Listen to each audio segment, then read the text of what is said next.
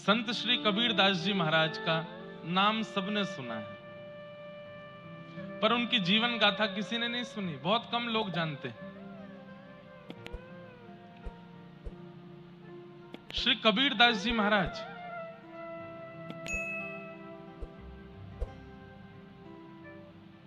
माता पिता के गर्भ से जन्म नहीं हुआ उनका। कैसे प्रकट हुए? हमारे भारत के आचार्य परंपरा के एक आचार्य प्रवर परम पूजनीय प्रातस्मरणीय अनंत श्री विभूषित श्री रामानंदाचार्य जी महाराज, जगत गुरु श्री रामानंदाचार्य जी महाराज काशी में निवास करते थे। तो जब वो अपनी कुटिया पे बैठ करके भजन करते थे तो एक ब्राह्मण परिवार का एक व्यक्ति, उसका नियम था रोज पत्र पुष्प तोड़ करके ले जाना, श्री रामानंदाचार्य जी महाराज को प्रदान करना, ताकि वो अपनी सेवा में उसको प्रयोग में ले सकें। सब लोग इधर देखो, ध्यान से सुनो, ध्यान से सुनना। नित्य पुष्प तुलसी जो पूजा की सामग्री होती थी वो चयन करके वो ब्राह्मण देवता जाते और श्री रामानंदाचार्य जी को प्रदान करते। रामानंदाचार्य जी उससे अपनी पूजा अर्चना करते। एक दिन वो ब्राह्मण बहुत अस्वस्थ हो गया, जा नहीं पा रहा था, तो उसने अपनी एक बेटी को कहा कि तुम चले जाओ। दुर्भाग्य से उसकी जो बेटी थी वो बाल विवाह उसका हुआ था और वो बालक अवस्था में ही विधवा हो गई थी, उसके पति नहीं था। पिताजी ने कहा कि बेटी आज पत्र पुष्प तुम दे करके आओ महाराज जी को। वो बालिका निकली। श्री रामानंदाचार्य जी महाराज और भी कई संतों के ऐसे नियम होते हैं कि वो माताएं बहनों से पर्दे में ही मिलते हैं, सन्मुख नहीं मिलते। तो जैसे ही बालिका आई तो एक झीना सा पर्दा लगा हुआ था सामने। उन्होंने तुरंत अंदर से कहा, लाली पत्र पुष्प नीचे से दे दो बाहर। बालिका ने पर्दे के नीचे से पत्र पुष्प दे दिए। अब संतों का नियम होता है कि जब कोई माताएं आती हैं, बहनें आती हैं, तो कुछ ना कुछ प्रसाद जरूर देते हैं। बालक आवे, माताएं आवे, बहन आवे, संत जन कहते हैं रुक जाओ, कुछ लेके जाओ। तो रामानंदाचार्य जी बोले थोड़ी देर बैठो, कुछ प्रसाद देता हूं। अपने ठाकुर जी की आराधना करके ठाकुर जी को निवेदित किए गए जो पुत्र पुष्प थे उन्हीं को लेकर के कहा, बिटिया लाओ अपना पल्लू करो, हम देते हैं प्रसाद। अब उस बालिका ने जब पल्लू किया, पता नहीं रामानंदाचार्य जी के मन में क्या आया, और वो पत्र पुष्प देते हुए कह दिया, पुत्रवान भव। ये आशीर्वाद ग्रहण करते ही वो बालिका तो रोने लगी। बोले तुम रो क्यों रही हो? तो रोते रोते उसने बताया, महाराज जी मैं बाल विधवा हूं, मेरा विवाह हुआ था पर मेरे पति चले गए, और आपने मुझे ऐसा आशीर्वाद दे दिया है कि अब इस आशीर्वाद को ये कैसे फलित होगा, ये कैसे संभव हो सकता है? रामानंदाचार्य जी बोले, हमारे मुख से, हमारे भजन का, हमारे तप का, हमारे वेद अध्ययन का यही फल हमको मिला है कि हमारे मुख से कुछ असत्य नहीं निकल सकता। पता नहीं ठाकुर जी की कौन सी लीला घटने वाली है। पुत्री, अब ये बात निकली है तो पूर्ण तो होगी, तुम्हारे यहां पुत्र तो होगा। वो बालिका तो रोते हुए वहां से भागी अपने वो पल्लू लेकर के, लेकिन रामानंदाचार्य जी बड़ी चिंता में आ गए। ये रामानंदाचार्य जी कौन है बंधुओं? ध्यान से सुनिएगा। जितने भी आचार्य पधारे पृथ्वी पर, वे कोई ना कोई अवतार ही पधारे हैं। दक्षिण भारत में हमारे श्री भाष्यकार शेषावतार रामानुज स्वामी जी महाराज, जिनकी कृपा से आज तिरुपति बालाजी के दर्शन होते हैं, जिनकी कृपा से पद्मनाभ भगवान के दर्शन, जिनकी कृपा से श्री रंगनाथ भगवान के दर्शन होते हैं, ऐसे रामानुज स्वामी जी किनके अवतार हैं? भगवान के शेषनाग, वे ही आचार्य रूप में जीवाचार्य बनकर के पधारे। वे ही त्रेता में लक्ष्मण बने, द्वापर में बलराम बने और कलयुग में श्री रामानुजाचार्य बने। ऐसे ही प्रभु श्री राम, उनको भरतलाल जी का आस्वादन करना था, भरतलाल जी के प्रेम का आस्वादन करना था, इसलिए वे कलिकाल में श्री रामानंदाचार्य जी के रूप में प्रकट हुए। कौन? प्रभु श्री राम। तो रामानंदाचार्य जी बड़ी चिंता में बैठे हैं कि ऐसा आशीर्वाद दिया है, अब ये फलित कैसे होगा।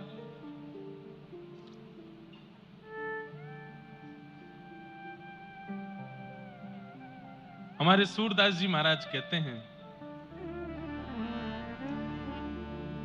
जो ठाकुर जी ने विधान रचा हुआ है उसको दुनिया की कोई ताकत नहीं मिटा सकती। अगर मुझे नीचे उतरते समय गिरना है तो मैं गिरूंगा ही गिरूंगा। मेरे जीवन में किसी व्यक्ति को आना है, किसी व्यक्ति को मुझसे दूर जाना है, तो वो होके ही रहेगा, उसको आप कैसे भी चाह करके टाल नहीं सकते। रामानंदाचार्य जी ने उस बालिका को पुष्प दे दिए और कह दिया पुत्रवान भव, और वो तो बाल विधवा रोती हुई दौड़ी गई। रामानंदाचार्य जी बोले वाणी निकली है, पूर्ण तो होगी, अब कैसे होगी ये ठाकुर जी जाने। यहां लक्ष्मी नारायण भगवान वैकुंठ में बैठे थे और उनमें आपस में चर्चा हुई कि मानव कल्याण के लिए पृथ्वी पर किसी को भेजना चाहिए, किसको भेजें, कहां भेजें। तो लक्ष्मी जी से कहा आप थोड़ा चयन करके आओ। बंधुओं एक बात सुनिएगा, बहुत बड़ी बात कह रहे हैं, पते की बात, ध्यान से सुनिएगा। आकाश मार्ग में, वैकुंठ में, साकेत में, गोलोक धाम में जो वैष्णव भक्त जन हैं वो तैयार बैठे रहते हैं कि हम पृथ्वी पर जन्म लेने के लिए कहीं जाएं, पर उन्हें ऐसे पवित्र विचारधारा वाले माता पिता और परिवार दिखाई नहीं दे रहा आजकल कि जहां वो जन्म ले सके। समझ रहे हैं हमारी बात को? घरों से पवित्रता चली गई, विचारों से पवित्रता चली गई, लोगों के जीवन से पवित्रता चली गई। इतने अपवित्र आचरण में लोग जीव सब आ गए हैं कि अब आचार्य रूप को जन्म लेने की इच्छा तो हो रही है, पर उनको ऐसा पवित्र कुल मिल नहीं रहा है जहां वो जन्म ले सके। इसलिए मन को, बुद्धि को, घर को पवित्र कीजिए ताकि कोई आचार्य आपके परिवार को चुन ले और आपके घर के बालकों के विवाह के उपरांत जब उनके गर्भ में कोई संतान आवे तो वो कोई आचार्य ही आवे। तो लक्ष्मी जी को ठाकुर जी ने कहा आप पृथ्वी पर जाइए, देख करके आइए, कोई उचित परिवार हो तो वहां मैं अपने किसी भक्त को भेजूं। तब लक्ष्मी जी भ्रमण करते करते करते करते काशी पहुंची। काशी में श्री रामानंदाचार्य भगवान विराजमान थे। लक्ष्मी जी के आते ही उन्होंने कैंकर्य किया, प्रणाम किया और कहा बड़े चिंतित हो आप, क्या बात है? तो रामानंदाचार्य जी बोले पराम्बा जगदम्बा श्री लक्ष्मी जी, मैं ये तो नहीं कहूंगा कि मुझसे एक अपराध हुआ, पर एक ऐसी घटना आज सुबह सुबह हो गई है कि मुझे लग रहा है वो घटना पूरी कैसे होगी। बोले क्यों? बोले एक बाल विधवा कन्या मेरे पास आई थी, मैं उसे पहचान नहीं पाया और मेरे मुख से निकल गया कि पुत्रवती भव, अब कैसे पुत्र होगा। लक्ष्मी जी ने कहा बस मैं समझ गई कैसे होगा। वही कन्या है और वही पवित्र है जिसके यहां पर ठाकुर जी का कोई भक्त आ सकता है। मुझे बताइए किसकी कन्या है? तो रामानंदाचार्य जी ने बताया वो कन्या है, उसकी कन्या है, ऐसे बस तुरंत लक्ष्मी जी पहुंची वैकुंठ और जाके ठाकुर जी से कहा मिल गया परिवार, मिल गई एक कन्या जहां पर आप अपने परम भक्त भागवत को भेज सकते हैं। तुरंत ठाकुर जी ने प्रहलाद जी का आवाहन किया और प्रहलाद जी महाराज से कहा हे श्री भक्त प्रहलाद, अब आपको धराधाम पर जाना है और जाकर के जीवों का कल्याण करना है। तब प्रहलाद जी ही श्री कबीरदास जी के रूप में पृथ्वी पे आए। कैसे आए? वो कन्या जो उसकी झोली में पुष्प पत्र डाल दिए थे उसको समेट करके घर की ओर जा रही थी, रो रही थी, मैं तो मुंह दिखाने लायक नहीं बची। पिताजी वैसे ही संकोच में रहते हैं कि मेरी पुत्री विधवा हो गई, अब ये संत ने ऐसा आशीर्वाद दे दिया है, इससे तो और ज्यादा कठिन हो गया, अब मैं क्या करूं। इतने में ही क्या हुआ, उसके हाथ में जो पल्लू था वो भारी होने लगा, इतना भारी हो गया, उसने जैसे ही हटा करके देखा तो पत्र पुष्प तो अंतर ध्यान थे, वहां एक छोटा सा बालक आ गए, श्री कबीरदास। अब तो वो कन्या इतनी घबरा गई, इतनी घबरा गई, बोले अब क्या करूं मैं, ये तो और बुरा हो गया मेरे साथ, मैं किसको बताऊंगी, कैसे बताऊंगी कि ये कहां से मिला बालक। तभी एक सरोवर के किनारे वो कन्या गई और उस बालक को वहीं छोड़ दिया और ठाकुर जी से क्षमा मांगने लगी, मुझे क्षमा कर दें प्रभु, मैं इसको स्वीकार नहीं कर पा रही हूं। सरोवर के किनारे छोड़ करके दया तो आ रही थी, लेकिन लोक लाज, सबसे बड़ा रोग क्या कहेंगे लोग, किस किसको सत्य बताती घूमूंगी, क्योंकि लोगों को तो उतना ही समझना है जितनी उनकी बुद्धि है। आप कितना भी सत्य बताते रहिए, लोग वो नहीं समझेंगे जो सत्य है, लोग वो समझेंगे जो वो समझना चाहते हैं। लोग वही स्वीकार करेंगे जो उनको प्रिय लगता है, समझने में अच्छा लगता है। कन्या ने विचार किया कि अगर मैं इस बालक को लेकर के गई, मैं कितना भी बोलूंगी कि रामानंदाचार्य जी ने आशीर्वाद देकर के दिया, पत्र पुष्प दिए, ये अपने आप बालक आ गया, कोई नहीं मानेगा। छोड़ दिया, एक सरोवर के तट पर छोड़ दिया। वो बालक गिरता गिरता गिरता सरोवर में जा गिरा। तभी एक कमल प्रकट हुआ, कमल के ऊपर वो बालक आ गया। सर्पों ने आकर के उस कमल को घेर लिया।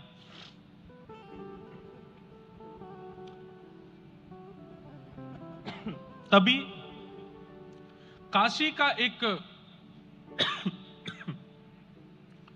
कपड़ा बुनने वाला व्यक्ति, जो कि हिंदू नहीं था, मुस्लिम था, उसके पति पत्नी दोनों जा रहे थे। दोनों की यहां संतान नहीं थी, संतान की इच्छा बहुत ज्यादा थी। सरोवर के तट से निकलते समय उन्होंने जैसे ही देखा एक बालक, बोले देखो हमारे ईश्वर ने हमारी सुन ली, भले ही हमारी संतान नहीं हुई, लेकिन एक संतान बालक दी है। थोड़ी देर हम प्रतीक्षा करते हैं, अगर इसके माता पिता आ गए तो ठीक, नहीं तो हम इसको लेके चले जाएंगे। प्रतीक्षा की, कोई नहीं आया, तो उस बालक को लेकर के वे दोनों दंपति चले गए और उसका नाम कबीर रखा। कबीर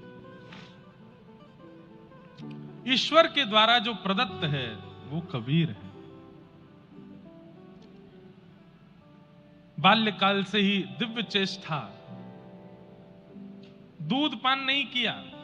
क्यों नहीं किया? क्योंकि मां को दुग्ध आता नहीं था और घर में भेड़ बकरियां थीं। मुसलमान का घर था तो वहां कोई गैया और ये तो थे नहीं, तो उनका भी दूध नहीं पिया, भेड़ बकरियों का भी। मुख खोलते ही नहीं थे, बस नेत्र बंद, मुख बंद, और बस बैठे बैठे बस श्वास चल रही है छोटे से बालक की। माता बड़ी घबराहट में आ गई, बोले ये कुछ खाता पीता नहीं है, इसको कोई नजर गुजर तो नहीं लगी। मौलवी के पास लेकर के गए, मौलवी से जाकर के कहा आप थोड़ा झाड़ फूंक कर दो। मौलवी ने झाड़ फूंक कर दिया, फिर भी खान पान शुरू नहीं हुआ। तो उन्होंने कहा तुमको कहां से मिला बालक? तुम्हारा ही बालक है? बोले नहीं हमारा तो नहीं है, ऐसे ऐसे हमको तो एक सरोवर पे मिला। बोले हो ना हो ये किसी हिंदू का बालक है, और हो ना हो किसी तपस्या से प्रकट हुआ बालक है, इसको पवित्र वस्तु सेवन का शायद अधिकार है। तुम एक काम करो, किसी हिंदू के घर से शुद्ध वेद लक्षणा गौ माता का दुग्ध और उनके भगवान का भोग लगाया हुआ लेके आके पिलाना, इसको पीता है कि नहीं। तो कोई जानकार हिंदू थे, उनके घर जाके कहा कि आप शुद्ध गैया का दूध का भोग लगा के हमको दो। तो हिंदू भी आश्चर्य में पड़ गए, हमारे भगवान का लगा हुआ भोग तुम क्यों पियोगे? बोले कि कुछ काम है जरूरी। तो ठीक है, गैया का दुग्ध उसका भोग लगा करके जब दिया, तो दोनों पति पत्नी ने जाकर के जैसे ही कबीरदास जी के सन्मुख पधराया, नेत्र भी खुल गए, आंख प्रसन्न हो गए और तुरंत उस दुग्ध का पान कर लिया। पहली बार दुग्ध पान किया। मतलब आप एक चीज अनुभव करेंगे बंधुओं, ये तो कबीरदास हैं, पर हम सबके घरों में जन्म लेने वाले बालक भी अपने जन्म के कुछ वर्षों तक बड़े शुद्ध और सात्विक होते हैं। जैसे जब तक अन्नप्राशन नहीं होता तब तक बालक पयोव्रती होता है। पयोव्रती मतलब दूध पी करके रहने वाला, पयोव्रती होता है। उसके बाद हम उसको अन्न देना प्रारंभ कर भी देते हैं तो भी 5 साल 6 साल तक उस बालक का रुझान धार्मिक ही होता है। घर में कितना भी कुछ आप गाना चला दो, संगीत चला दो, कुछ भी चला दो, ठीक है, उसकी तरफ वो देखेगा जरूर, लेकिन आप मंदिर में घंटी बजाओ तो बालक के अलग ही कान खड़े होते हैं। दादी दादाजी मंदिर में पूजा करने जाते हैं तो वो बालक का रुझान उनके संग ही होता है, मंदिर जाने का होता है, मंदिर में बैठने का होता है, ठाकुर जी की आराधना देखने का होता है। लेकिन जैसे ही बालक 6-7 वर्ष का होता है फिर उसका रुझान खत्म होने लगता है। क्यों? उसका नहीं खत्म होता रुझान, हम खत्म करवाते हैं। मां खिचड़ी खिला रही है, नहीं खा रहा, टीवी चलाओ और टीवी पे गाने चला दिए, उल्टे सीधे गाने चल रहे हैं, उनको देख करके बालक खिचड़ी खा रहा है। बालक छोटे बच्चों के साथ खेलने लगता है, हम उसको समझाते हैं उसके बेटे के साथ नहीं खेलना, वो ऐसा है, वो गंदा है, वो गंदा बच्चा है। वो नहीं जानता गंदा बच्चा किसको कहते हैं, हम उसको बता देते हैं कि इसको गंदा बच्चा कहते हैं, इसको अच्छा बच्चा कहते हैं, ये अच्छी आंटी है, ये बुरी आंटी है। उसके मन में विकार थे ही नहीं, किसने डाल दिए? हमने डाले। कबीरदास जी को ठाकुर जी का प्रसादी दूध जैसे ही दिया उन्होंने तुरंत स्वीकार किया और पहली बार उन्होंने पयो व्रत को तोड़ा। धीरे धीरे कबीरदास जी बड़े होने लगे। अब तो रोज एक हिंदू के घर से आता है प्रसादी भोग, वही पाते हैं और कुछ पाते नहीं है। माता पिता को चिंता तो होने लगी कि भैया ये कहीं ऐसा नहीं हो कि देवी देवताओं को भी हमारे घर में ले आवे। तब पति पत्नी समझाते, ठीक है भगवान ने संतान नहीं दी थी, उससे अच्छा हो तो गई, एक संतान तो है, थोड़ा बड़ा होगा इसको भी सिलना बुलना सिखा देंगे, हमारी तरह काम धंधा करेगा, सब बढ़िया चलेगा। कबीरदास जी बड़े हुए थोड़े से, तो जैसे हमारे यहां पर अन्नप्राशन संस्कार होता है, हमारे यहां पर मुंडन संस्कार होता है, हमारे यहां पर नामकरण संस्कार होता है, फिर उसके बाद कर्ण छेदन संस्कार होता है, उसके बाद यज्ञोपवीत संस्कार होते हैं। ये सारे संस्कार बच्चों के होते हैं। ऐसे अन्य वर्ग विशेष वालों के यहां भी संस्कार होते हैं। संस्कार तो नहीं कहेंगे, पता नहीं क्या ही होता है वो। तो एक उनके यहां की पद्धति से कुछ होना था और वो जब तक नहीं होता तब तक उसको पूर्ण मुसलमान नहीं मानते। तो वो करवाने के लिए किसी मौलवी जी को बुलवाया, बोले कि आप कर दीजिए। तो कहते हैं सैकड़ों मौलवी आ गए, सैकड़ों बड़े बड़े पीर आ गए, लेकिन दूसरों की पीड़ा दूर करने वाले, बुखार दूर करने वाले जैसे ही कबीरदास जी के घर में प्रवेश करते तो प्रवेश करते ही उनको इतना तीव्र बुखार चढ़ता, नाचने लगते महाराज, उनका सिर इतना भारी हो जाता, चीखने चिल्लाने लगते, अरे तुम्हारे घर में कुछ है जिसके कारण हमारी बुद्धि भ्रष्ट हो जाती है, बुखार चढ़ जाता है। सब भाग जाते हैं वहां से। बड़े बड़े लोग आए लेकिन महाराज कबीरदास जी को स्पर्श नहीं कर पाए। तब एक बहुत बड़े मौलवी जी थे, वो हिंदुओं की भी खूब पहचान करते थे। उनके पास जाकर के पूछा, बोले क्या हो रहा है, हमारे घर में कोई आकर के ये क्रिया कर क्यों नहीं पा रहा है? बोले मैं आता हूं। तभी उन्होंने आकर के देखा, बोले अरे घर से बाहर आके बात करो, सब लोग सावधानी से सुनो। तो उनके पिताजी बाहर गए, बाहर जाके बोले क्या हुआ? बोले तुम्हारा बालक किसी बानर की गोद में बैठा है और वो बानर हाथ में एक बड़ी सी गदा लेकर के बैठा है। जैसे ही हम भीतर गए तो हमको दिखाने लगा ऐसे और दूर भगाने लगा, वो किसी बानर की गोद में बैठा है। बोले कौन बानर है? बोले कि हिंदुओं का एक देवता है हनुमान जी, ही उनकी गोद में बैठे हैं, वो तुम्हारे बालक की रक्षा कर रहे हैं। भैया सुनो हमारी बात। बोले क्या? बोले काटा पीटी करके इसको कोई और मत बनाओ, ये जो है इसको वही रहने दो। इसको ठाकुर जी ने बना के भेजा है, ये परमात्मा ईश्वर ने इसको बना के भेजा है, ये और कुछ करके तुम इसको कुछ करने का प्रयास मत करो, ये जो है इनको वही रहने दो। माता पिता बोले ठीक है। कबीरदास जी धीरे धीरे थोड़े बड़े हो गए, अपने घर में रहते और कभी कभी ध्यान लगाने के लिए बैठ जाते। एक दिन माताजी चक्की पीस रही थी, उसमें गेहूं डाल रही थी। कबीरदास जी आए और आकर के बोले, मां ये तुम इतने सारे गेहूं अंदर डालती हो, सब कहां चले जाते हैं? तो मां ने बताया, ये सब पिस करके बाहर आ जाते हैं। तुरंत कबीरदास जी बोले, ओहो, तो यही तो दुनिया का चक्र है मां। ये दो पाटे हैं और इन दो पाटों के बीच में तुम जितने गेहूं डालते हो सब पिस करके आटा बन जाते हैं।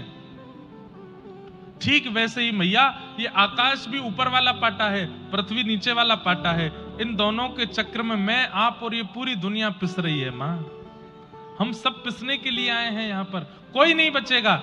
एक दाना भी अगर इस पाटे के अंदर चला जाता है तो पिस करके ही निकलता है। पिसना मतलब दुख, दारिद्र, संकट, कष्ट ये होंगे ही होंगे जीवन में। जन्म लिया है पृथ्वी पर और इनसे कोई बचा हुआ है ऐसा कोई व्यक्ति नहीं हो सकता। सबके जीवन में कष्ट, दुख, दारिद्र, पीड़ा सब आता है। तभी मां बोली, नहीं कुछ दाने बच जाते हैं। बोले, कौन, कहां है मां? मुझे तो सब पिसे हुए दिख रहे हैं। तो मां ने पाटे उठा करके दिखाया तो बीच में एक लोहे का कुछ डंडा था, उसके नीचे 2-3 दाने बच गए। बोले, ये बचे हुए। तुरंत कबीरदास जी के नेत्र सजल हो गए। बोले कि मां अब मैं समझ गया। बोले, क्या? इस पृथ्वी रूपी चक्की में सब आते हैं, आकाश और पृथ्वी के चक्के में सब पिसते चले जाते हैं, लेकिन ये बीच में एक लोहे का तंतु है, इसके नीचे जो छुप जाता है उसको ये पृथ्वी और ये आकाश और ये सब पिसा नहीं पाते। ये तंतु ही श्री गुरुदेव के चरणारविंद हैं। जो इन गुरुदेव के चरणारविंदों के नीचे आ जाता है, जो राम नाम के चरणारविंदों के नीचे आ जाता है, जो ठाकुर जी के आश्रय के नीचे आ जाता है, मां वो 2-4 ही होते हैं। हजारों डाले जाते हैं दाने पर, 2-4 ही बच पाते हैं। वो 2-4 वही बचते हैं जो ठाकुर जी के चरणाश्रित हो जाते हैं। चलती चाकी देख के देत कबीरा रोए, 2 पाटन के बीच में साबुत बचा न कोई।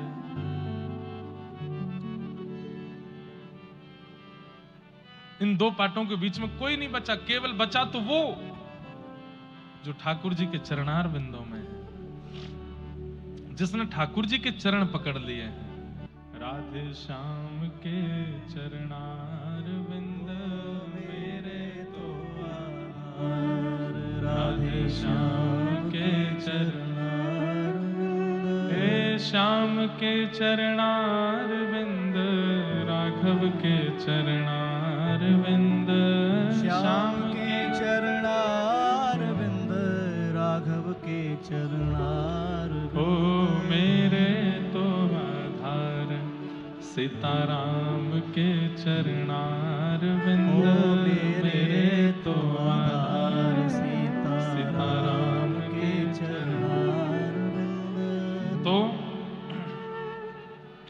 कबीरदास जी ने जब देखा कि सब पिस गए हैं, लेकिन जो उस चक्की के भीतर एक लकड़ी के नीचे अब छुप जाता है या आश्रय ले लेता है, उसको कोई नहीं पीस पाया। इस संसार में पिसना सबका निश्चित है, सबको पिसना पड़ेगा, लेकिन गुरुदेव और ठाकुर जी का आश्रय जो व्यक्ति ले लेता है वो चक्की के अंदर आता है लेकिन पिस नहीं पाता है। चक्की के अंदर पिसने का अभिप्राय क्या है, तात्पर्य क्या है? पूर्ण रूपेण संसार के बंधनों में बंध जाना ही चक्की में पिसना है। अब देखो, एक बात आपको बहुत पते की बता रहे हैं, इधर देखो सब लोग ध्यान से सुनो। कई लोग कथा में बैठे हैं, वो लोग जब कथा के भाव सुनते हैं तो उनके मन में आता है कि ये महाराज जी 25 साल पहले क्यों नहीं आए हमारे जीवन में। 25 साल पहले हमने ये बातें सुन ली होती तो फिर बहुत कुछ सुधर गया होता। अब तो हमने ये भी बंधन कर लिया, अब तो हमने वो भी बंधन कर लिया, इतना कुछ बिगाड़ लिया, अब तो कुछ समझ ही नहीं पा रहा है। इसका मतलब क्या है? जिनके मन में ये भाव आता है ना कि यार 25 साल पहले हो जाता तो बढ़िया रहता, तब थोड़े समझ जाते हैं हम। हमें कोई इतनी बातें बता देता, इतना समझा देता, इतना व्यवस्थित कर देता, तो हम शायद इतने बिगड़ ना पाते। पर वास्तविकता यह है, जो ऐसा सोच रहे हैं वो पिस चुके हैं। अब कोई चारा नहीं है, अब पिस गए आप। पर जितने युवा भाई बहन बैठे हैं कथा में, अब उनके माता पिता कहते हैं भाई तू तो समझ सकता है, तू तो संभल सकता है अभी भी, लेकिन युवाओं के ऊपर अलग ही रंग चढ़ा होता है। ठीक है, हमें मत समझाओ, हम देख लेंगे, हमें जो करना है। पर आगामी 25 साल बाद जो आज कथा युवा सुन के जा रहे हैं, वो भी यही कहने वाले हैं कि यार उस समय मान ली होती बात, तो इस संसार चक्र में हम भी बच गए होते। बहुत तगड़ा चक्र है और इसमें पिस ही गए हैं। और इसका उदाहरण दें, महाभारत युद्ध में कौरवों के पिताजी, क्या नाम है उनका, क्या नाम है? धृतराष्ट्र। धृतराष्ट्र को किसी ने जाकर के समझाया कि तुम जो कर रहे हो वो अधर्म है। तो धृतराष्ट्र क्या उत्तर देते हैं कि जानामि धर्मम न च मे प्रवृत्ति, जानाम्य धर्मम न च मे निवृत्ति। मैं जानता हूं कि धर्म क्या है और मैं जानता हूं कि अधर्म क्या है, पर जानते हुए भी कि ये धर्म है, मैं पता नहीं क्यों कर नहीं पा रहा हूं, और जानते हुए कि जो कर रहा हूं वो अधर्म है, उसको छोड़ नहीं पा रहा हूं। और अब बहुत देर हो चुकी है, अब मैं इस चक्र से निकल नहीं पाऊंगा, अब तो नाश होकर के ही मेरा कल्याण होगा। इसका मतलब क्या है? वो जानते थे कि अब मैं फंस गया हूं इस संसार चक्र में, अब तो पिस करके ही निकल पाऊंगा बाहर। कुंभकर्ण जब समझाते हैं रावण को, तो कुंभकर्ण कहते हैं भैया तुमने संतों के यज्ञ में विघ्न किया, तुमने ऐसा किया वैसा किया, यहां तक भी बात ठीक थी, लेकिन किसी की पर स्त्री का अपहरण किया, ये अच्छा नहीं किया भैया, ये अच्छा नहीं। अगर आप युद्ध जीत भी गए तो भी इसका परिणाम लंका को भोगना पड़ेगा, आज नहीं तो कल, कल नहीं तो परसों। भैया ये काम आपने अच्छा नहीं किया। तब रावण कहता है मैं जानता हूं कि मैंने अपराध किया, लेकिन मैं इतने अपराध कर चुका था कि इसके अलावा कोई और उपचार नहीं था अपना उद्धार करवाने का, इसलिए सीता जी का हरण करके आया ताकि राम जी आए और आकर के मेरा वध करके उद्धार करें मेरा। नहीं तो मेरे उद्धार का और कोई रास्ता मुझे दिख नहीं रहा है। क्यों? पिस गया हूं मैं भी संसार में। अब मैं अगर ये सोचूं कि भाई रावण तू बद्रीनाथ चला जा, अब जाके भजन कर ले, तू गंगा तट पर जाके, अब ये हो नहीं पाएगा। अब तो एक ही उपचार है कि मैं इतना क्रूर हो जाऊं कि ठाकुर जी को आना पड़े मेरा वध करने। तो कई लोग ऐसे हैं जिनकी आयु निकल गई हाथ से, 40, 50, 55, 60 के हो गए। कभी कभी कथा सुन के बड़े दुखी हो जाते हैं। क्यों? महाराज जी 25 साल पहले हमको किसी ने नहीं बताई ये बातें, नहीं तो हम समझ जाते। 30 साल पहले कथा सुन ली होती तो शायद हमारा जीवन परिवर्तित हो चुका होता। अब करके क्या फायदा? अब तो घर में आग लग चुकी है, अब तो घर में आग लग चुकी है, अब कुआं खोद करके क्या फायदा? अब तो फायर ब्रिगेड बुलानी पड़ेगी। और फायर ब्रिगेड बुलाकर, फायर ब्रिगेड क्या है भाई? घर में आग लगनी शुरू हो जाए और घर में कुआं ऑलरेडी है तो बुझाया जा सकता है, लेकिन घर में आग लगनी शुरू हुई, तुम कुआं खोदना शुरू करो तो जल के राख होगा वो। तब तो फायर ब्रिगेड ही बुलानी पड़ेगी। वो क्या है? अंतराम कहीं आवत नहीं। अब तो उम्र निकल गई भैया, अब बदल नहीं सकते। अब तो एक ही प्रयास करो कि अंतिम श्वास में राम नाम निकल जाए मुख से, अंतिम क्षण में भगवान नाम, अंते नारायण स्मृति, वही आपका उद्धार कर पाएगा। पर युवाओं के पास, बालकों के पास अब भी समय है, वे सुधर जाएं, अपने विचारों को, अपनी क्रियाओं को, अपनी मनस्थिति को पवित्र कर लें, अपने आहार विहार आचरण को शुद्ध कर लें। मैं ऐसा नहीं कहता कि वो कॉलेज के फंक्शन, यूनिवर्सिटी के जो बड़े बड़े फेस्ट होते हैं उनमें जाओ, बाहर से सबको ऐसे दिखाओ कि भाई तुमसे ज्यादा संसारी कोई नहीं, पर अंदर से परम वैष्णव रहो, परम भक्त रहो, शुद्ध आचरण, शुद्ध बुद्धि का पालन करो।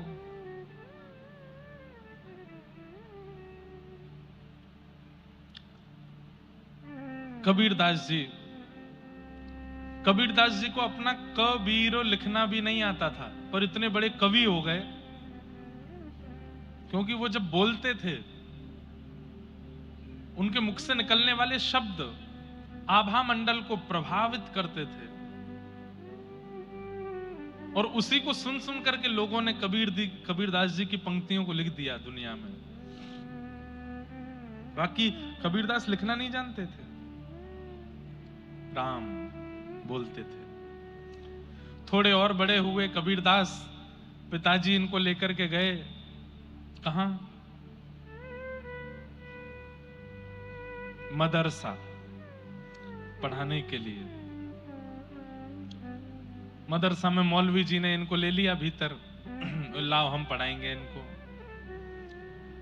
मौलवी जी पढ़ा रहे थे, पढ़ाते पढ़ाते कोई काम आ गया तो बच्चों को बोले तुम लोग तैयारी करो, मैं अभी आता हूं। बाहर गए तो कबीरदास जी ने सारे बच्चों को राम राम राम बोलना सिखा दिया। बोलो बच्चों राम राम। अब सारे वहां पर जो मदरसे में बच्चे पढ़ने आए वो सब राम राम राम राम राम उच्चारण करने लगे। कबीरदास जी बोले ऐसे नहीं, नेत्र बंद करो, मेरुदंड कमर का सीधा करो, दोनों भुजाओं को बिल्कुल ऐसे रखो। बोले इससे क्या होगा? बोले इससे वो ईश्वर, वो परमात्मा जिसके हमारी माता पिता आराधना करते हैं उसका दर्शन होगा। बोले अच्छा, और क्या होगा? बोले वो ईश्वर मिल जाएगा तो जो चाहोगे तुमको खिलाएगा, जो चाहोगे पिलाएगा। सब बच्चे आकर्षित हो गए बात से। बाल चेष्टा, बालकों को जैसा बता दो, उनके अंदर छल नहीं है ना, उनके अंदर कपट नहीं है, वो विश्वास से युक्त होते हैं। छोटे बच्चों की एक खूबी होती है, उनमें विश्वास की पराकाष्ठा 99% होती है। उनको अगर बोल दो तू सो जा, शाम को तुझे बाजार लेके जाएंगे, तो सो जाएगा, क्योंकि विश्वास इतना करते हैं वो। देख तू खा लेगा ना, हाँ तू खा लेगा तो फिर तेरे को कल वो वाला टॉय दिलाएंगे, तो तुरंत खा लेता है। क्यों? विश्वास की पराकाष्ठा 99% होती है। फिर हम ही छल करके, कपट करके, उसकी इच्छाएं पूरी ना करके, उसको विश्वास को तोड़ करके उसको कपटी बना देते हैं। उसको बार बार हम जब विश्वास दिलाते हैं कि हम ऐसा करेंगे, तू करेगा तो हम ऐसा, और नहीं करते तो धीरे धीरे उस बच्चे को समझ आने लगता है कि ये झूठ है, ये कपट है, और फिर वह भी वो करना सीख जाता है। भैया ये परिवार चार दीवारी के भीतर वाला ही बच्चे का निर्माण करता है। कोई समझे तो सही, कोई परखे तो सही। बाद में फिर रोते हैं 15-16 साल की अवस्था में, ये बच्चा ऐसे कैसे बिगड़ गया। वो बिगड़ा नहीं है, उसकी बचपन में आपने ऐसी क्रियाएं की हैं कि उसकी बुद्धि ऐसी हो गई।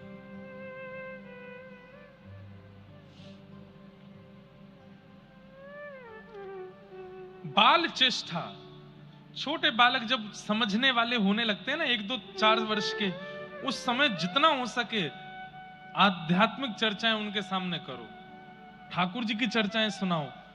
अरे कहीं और घूमने जाना ही नहीं है, वहां जाना है जहां संत विराजमान है, वहां बच्चों को घुमाने लेकर के जाओ। मतलब जैसे वेकेशन पर बच्चे घूमने जाते हैं, वो फिर उनके स्कूल में पूछा जाता है कि चलो अपने वेकेशन के बारे में लिखो।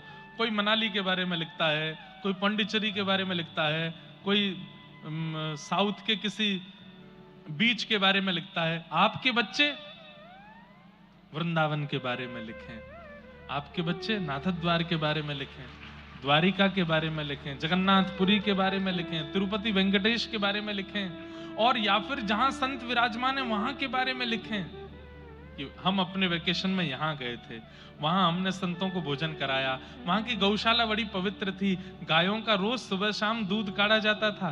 वे गैया, एक गाय का मैंने नाम रख दिया था माधवी, उसके बालक का नाम मैंने कृष्ण गोपाल रख दिया था। ऐसे बच्चे लिखा करें, कितने सात्विक हो जाएंगे वो बालक।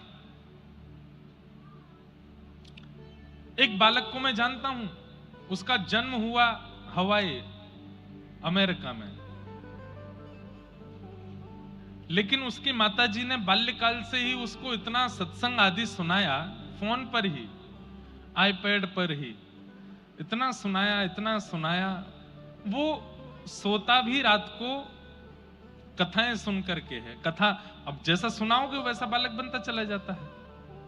उसने कार्टून कभी नहीं देखा, उसने और कुछ कभी नहीं देखा, बस ये सत्संग, चर्चा, कथा, भागवती सुनी उसने। उसका परिणाम 15 वर्ष की अवस्था में जब वो भारत आया और जिन जिन संतों को उसने सुना, उनके जब प्रत्यक्ष दर्शन करने के लिए गया, उसने अपनी माँ से एक ही वरदान मांगा, बोले एक चीज दे दो बस। क्या? बोले अब भारत से वापस नहीं जाना, यहीं रहना है, यहीं रह करके और अपनी आध्यात्मिक जीवन को आगे करना है। आज उस बालक का आध्यात्मिक जीवन बड़ा अच्छा है। वो नई नई रिसर्च करता है वेदों पर, नई नई रिसर्च करता है आध्यात्म पर, कथाओं पर, ठाकुर जी की लीलाओं पर।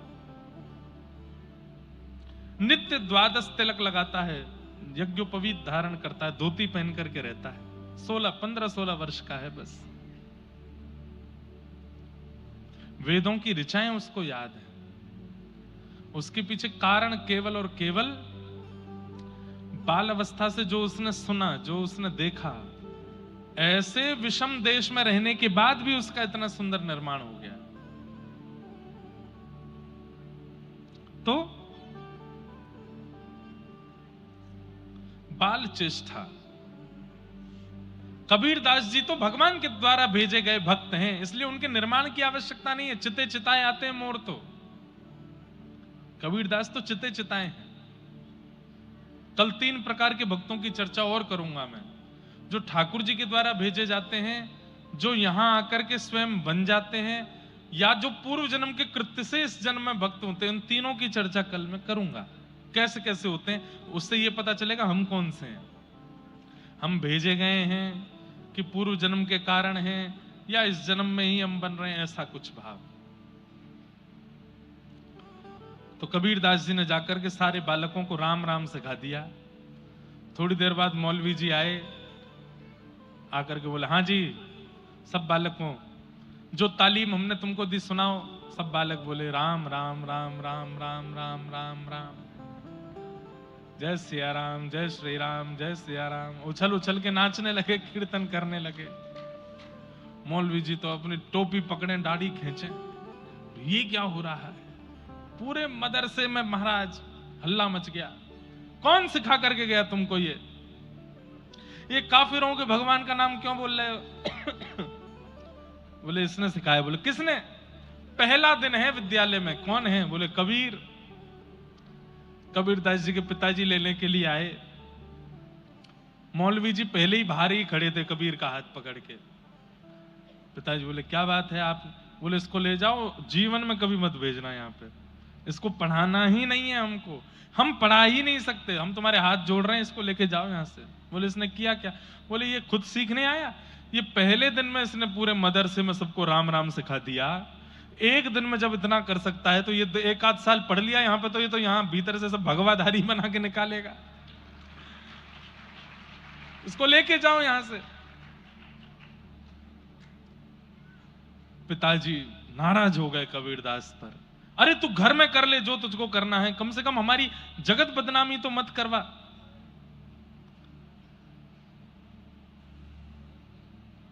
घर में आके मां ने समझाया, खूब डांटा। बोले क्यों करता है तू? तुझे क्यों नहीं समझ में आता? ये अच्छी बात नहीं है जो तू कर रहा है। कबीरदास के नेत्रों में आंसू आ गए। बोले कि आप दोनों मेरी एक बात सुन लीजिए, मैं इसके बाद स्पष्टीकरण नहीं दूंगा। क्या?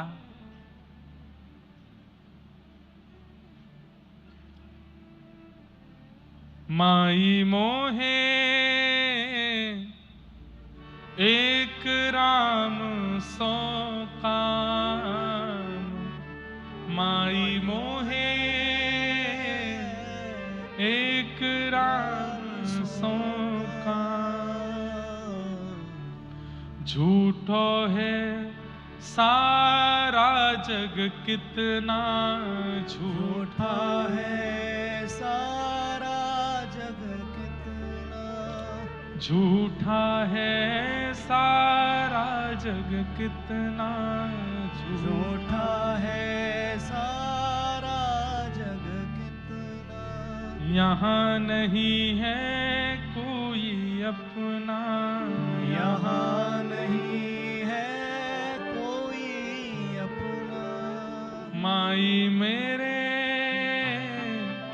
एक राम सो का, माई मेरे एक राम सो का। जब कबीरदास ये बोलने लगे, खड़ी खड़ी इनकी मां रोने लगी और वो बात मुख से निकलने लगी जो कभी कोई मां अपने बालक के लिए नहीं सोच सकती। क्या? ये दो अक्षर तेरे मुख से निकलते हैं तो मेरे मन में आता कबीर कि तू मर क्यों नहीं जाता, तू जीवित क्यों है? ऐसा बालक क्यों है हमारे घर में जो ऐसी बात करता है? थाड़ी रोए कबीर की मैया, थाड़ी रोए कबीर की मैया, थाड़ी रोए कबीर की मैया, थाड़ी रोए कबीर की मैया। और क्या कहे?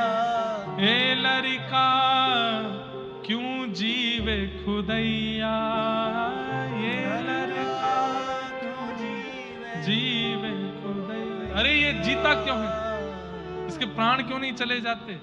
इसके बचपन से अब तक सब ऐसे कारनामे करता है, राम बचता है।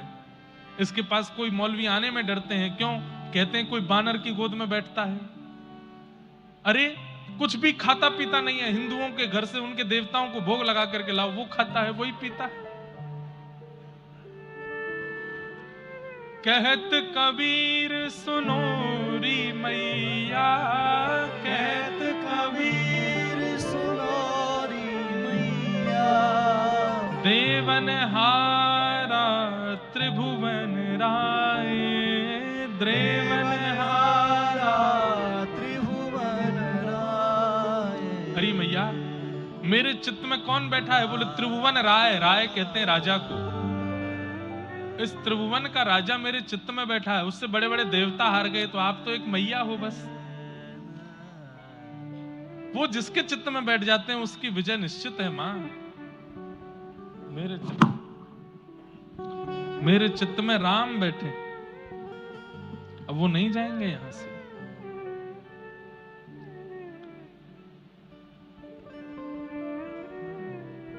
राम। ऐसे श्री कबीरदास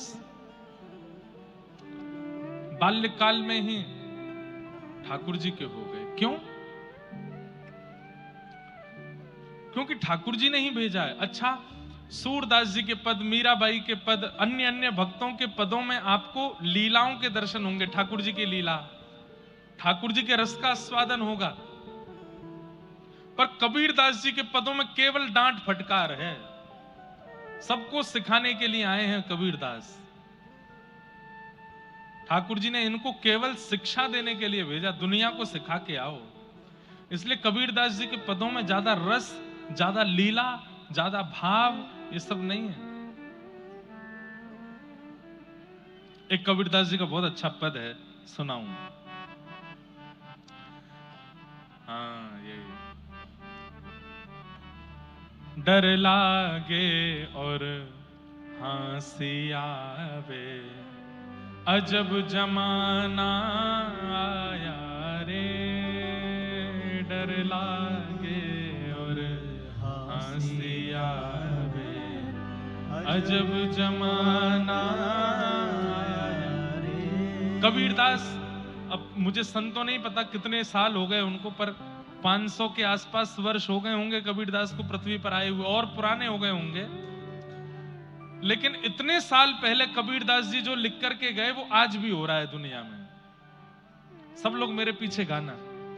डर लागे और हंसी आवे, अजब जमाना आया रे। डर लागे और हाँसी आवे। अजब जमाना यारे। ओ डर लागे और हाँसी आवे, अजब जमाना आया रे। डर लागे और हाँसी आवे, अजब जमाना आया रे। धन दौलत ले माल खजाना, धन दौलत ले माल खजाना, वैश्या नाच नचाया रे। वैश्या नाच नचाया रे। और मुट्ठी भर अन्न साधु मांगे, मुट्ठी भर अन्न साधु मांगे, कहीं लाज नहीं आया रे। कहीं लाज नहीं आया रे। क्या कह रहे हैं कबीरदास? बोले इतना धन कमाते हैं, इतना दौलत कमाते हैं, इतना सब साम्राज्य अपना बना लेते हैं, उनको अपने मनोरंजनों में व्यय करने में किसी को लज्जा नहीं आती। बड़े पर्दे पर फिल्म सितारों को देखने के लिए जाने के लिए 5,000 भी खर्च करने पड़े तो कर देते हैं। अपने लिए कुछ भी खरीदना है, कुछ भी लेना है, खाना है, पीना है, उसको करने में कोई दिक्कत नहीं होती। लेकिन मुट्ठी भर अन्न भी यदि कोई मांगता है, कोई याचक आ जाता है कि हमें थोड़ा सा दे दो, तो उसको ऐसा फटकार के भगा देते। शर्म नहीं आती है? मांगते डोलते हो दर दर पे, भागो यहां से। बोले अपने सुख के लिए दुनिया भर में कुछ भी करने पर, धन व्यर्थ करने में लोगों को शर्म नहीं आती। और अगर कोई याचक आ जाए तो उसको समझाते हैं कि अरे हाथ पैर दिए भगवान ने, कर्म करो, कमा के खाओ, मांगते क्या डोलते हो। दान नहीं करते हैं, पुण्य नहीं करते हैं, केवल और केवल अपने ऊपर। देखो एक बात कहें आपको, जो व्यक्ति खूब दान करे, खूब पुण्य करे, खूब परोपकार करे, उसको अधिकार है अपने ऊपर भी खूब खर्च करे। लेकिन बिना दान पुण्य किए अगर केवल अपने ऊपर व्यय करता रहता है, ऐसे व्यक्ति की फिर एक समय आने पर बुद्धि विकृत होने लगती है। डर लागे और हाँसी आवे, अजब जमाना आया रे। डर लागे और हाँसी आवे, अजब जमाना। और अगली बात सुनो, बहुत अच्छी बात है अगली। कुछ लोगों को हो सकता है इससे कुछ समझ में आवे, कथा में बैठे हुए भी। कथा होत तहां श्रोता सोवे, कथा होत तहां श्रोता सोवे, वक्ता मूड पटाया रे। अरे मैं कहां फंस गया आकर के। वक्ता रोते हैं, अब भाई हम इतनी दूर से कथा सुनाने आए हैं, तुम कथा में आके सो रहे हो। इसलिए हमारी दृष्टि सोफा वालों पर कम ही रहती है। नहीं, हम ये नहीं कह रहे कि सोफा वाले सो रहे हैं, पर सोफा वालों को नींद आने की संभावना ज्यादा रहती है। क्यों? अब नीचे जो बैठे हैं बेचारे, नीचे ठोस जमीन है, पीछे कोई सहारा है नहीं, ऐसे ही बैठना पड़ता है। कभी यूं बैठो, कभी ऐसे बैठो, कोई तरीका तो है नहीं, कभी ऐसे कमर लगा लो, सोए कैसे? दिक्कत में है तो नींद आने की संभावना कम है। सोफा वालों के लिए तो बढ़िया व्यवस्था है, कभी ऐसे बैठ जाते हैं, कभी यूं बैठ जाते हैं। जब कथा नहीं समझ में आती तो ऐसे बैठे हैं। तो सोफा वालों से हमको डर लगता है, क्योंकि भाई ये सो गए तो फिर हमारी कथा, इसीलिए हम नीचे वालों को ही देखते रहते हैं, भाई तुम सुनते रहो। हाँ भाई सुनो।